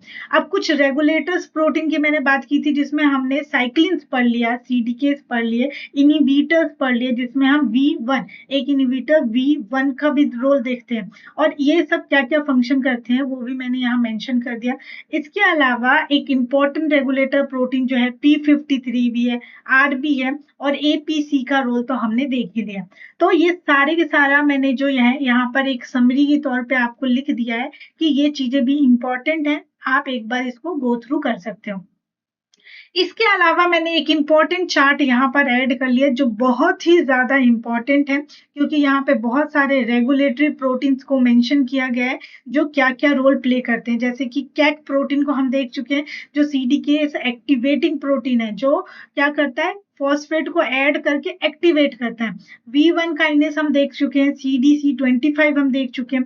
इनिबिटर प्रोटीन में SIC1 चले आते हैं जो बडिंग ईस्ट में काम करते हैं। मैमल्स में P57 काम करता है, P21 मैमल्स में है, P16 भी मैमल्स में है। ठीक है, और उनके यहाँ पे रोल भी मेंशन कर दिया।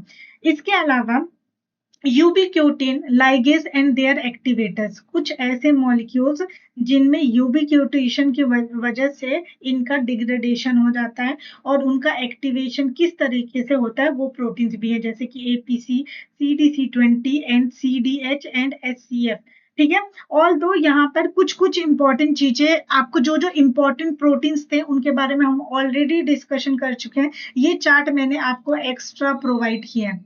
एक्स्ट्रा मतलब कि जस्ट आप एग्जाम में जाने से पहले इस चीज को देख सकते हैं, हो सकता है कि इन प्रोटीन से आपको कुछ इंपॉर्टेंट इंफॉर्मेशन मिल जाए। और साथ ही साथ जब भी आप क्वेश्चन सॉल्व करें तो जो प्रोटीन्स के बारे में हमने पढ़ा है वो इंफॉर्मेशन आपको पता है, तो कोई नई प्रोटीन आती है उसका इंफॉर्मेशन आपको नहीं पता है, तो जो पता है उस बेसिस पे आप क्वेश्चन आप ऐसे डील करिए कि उस क्वेश्चन को आप सॉल्व कर सकें। ठीक है, तो ये जो है एक्स्ट्रा चार्ट की तरह मैंने आपको प्रेजेंट कर दिया है।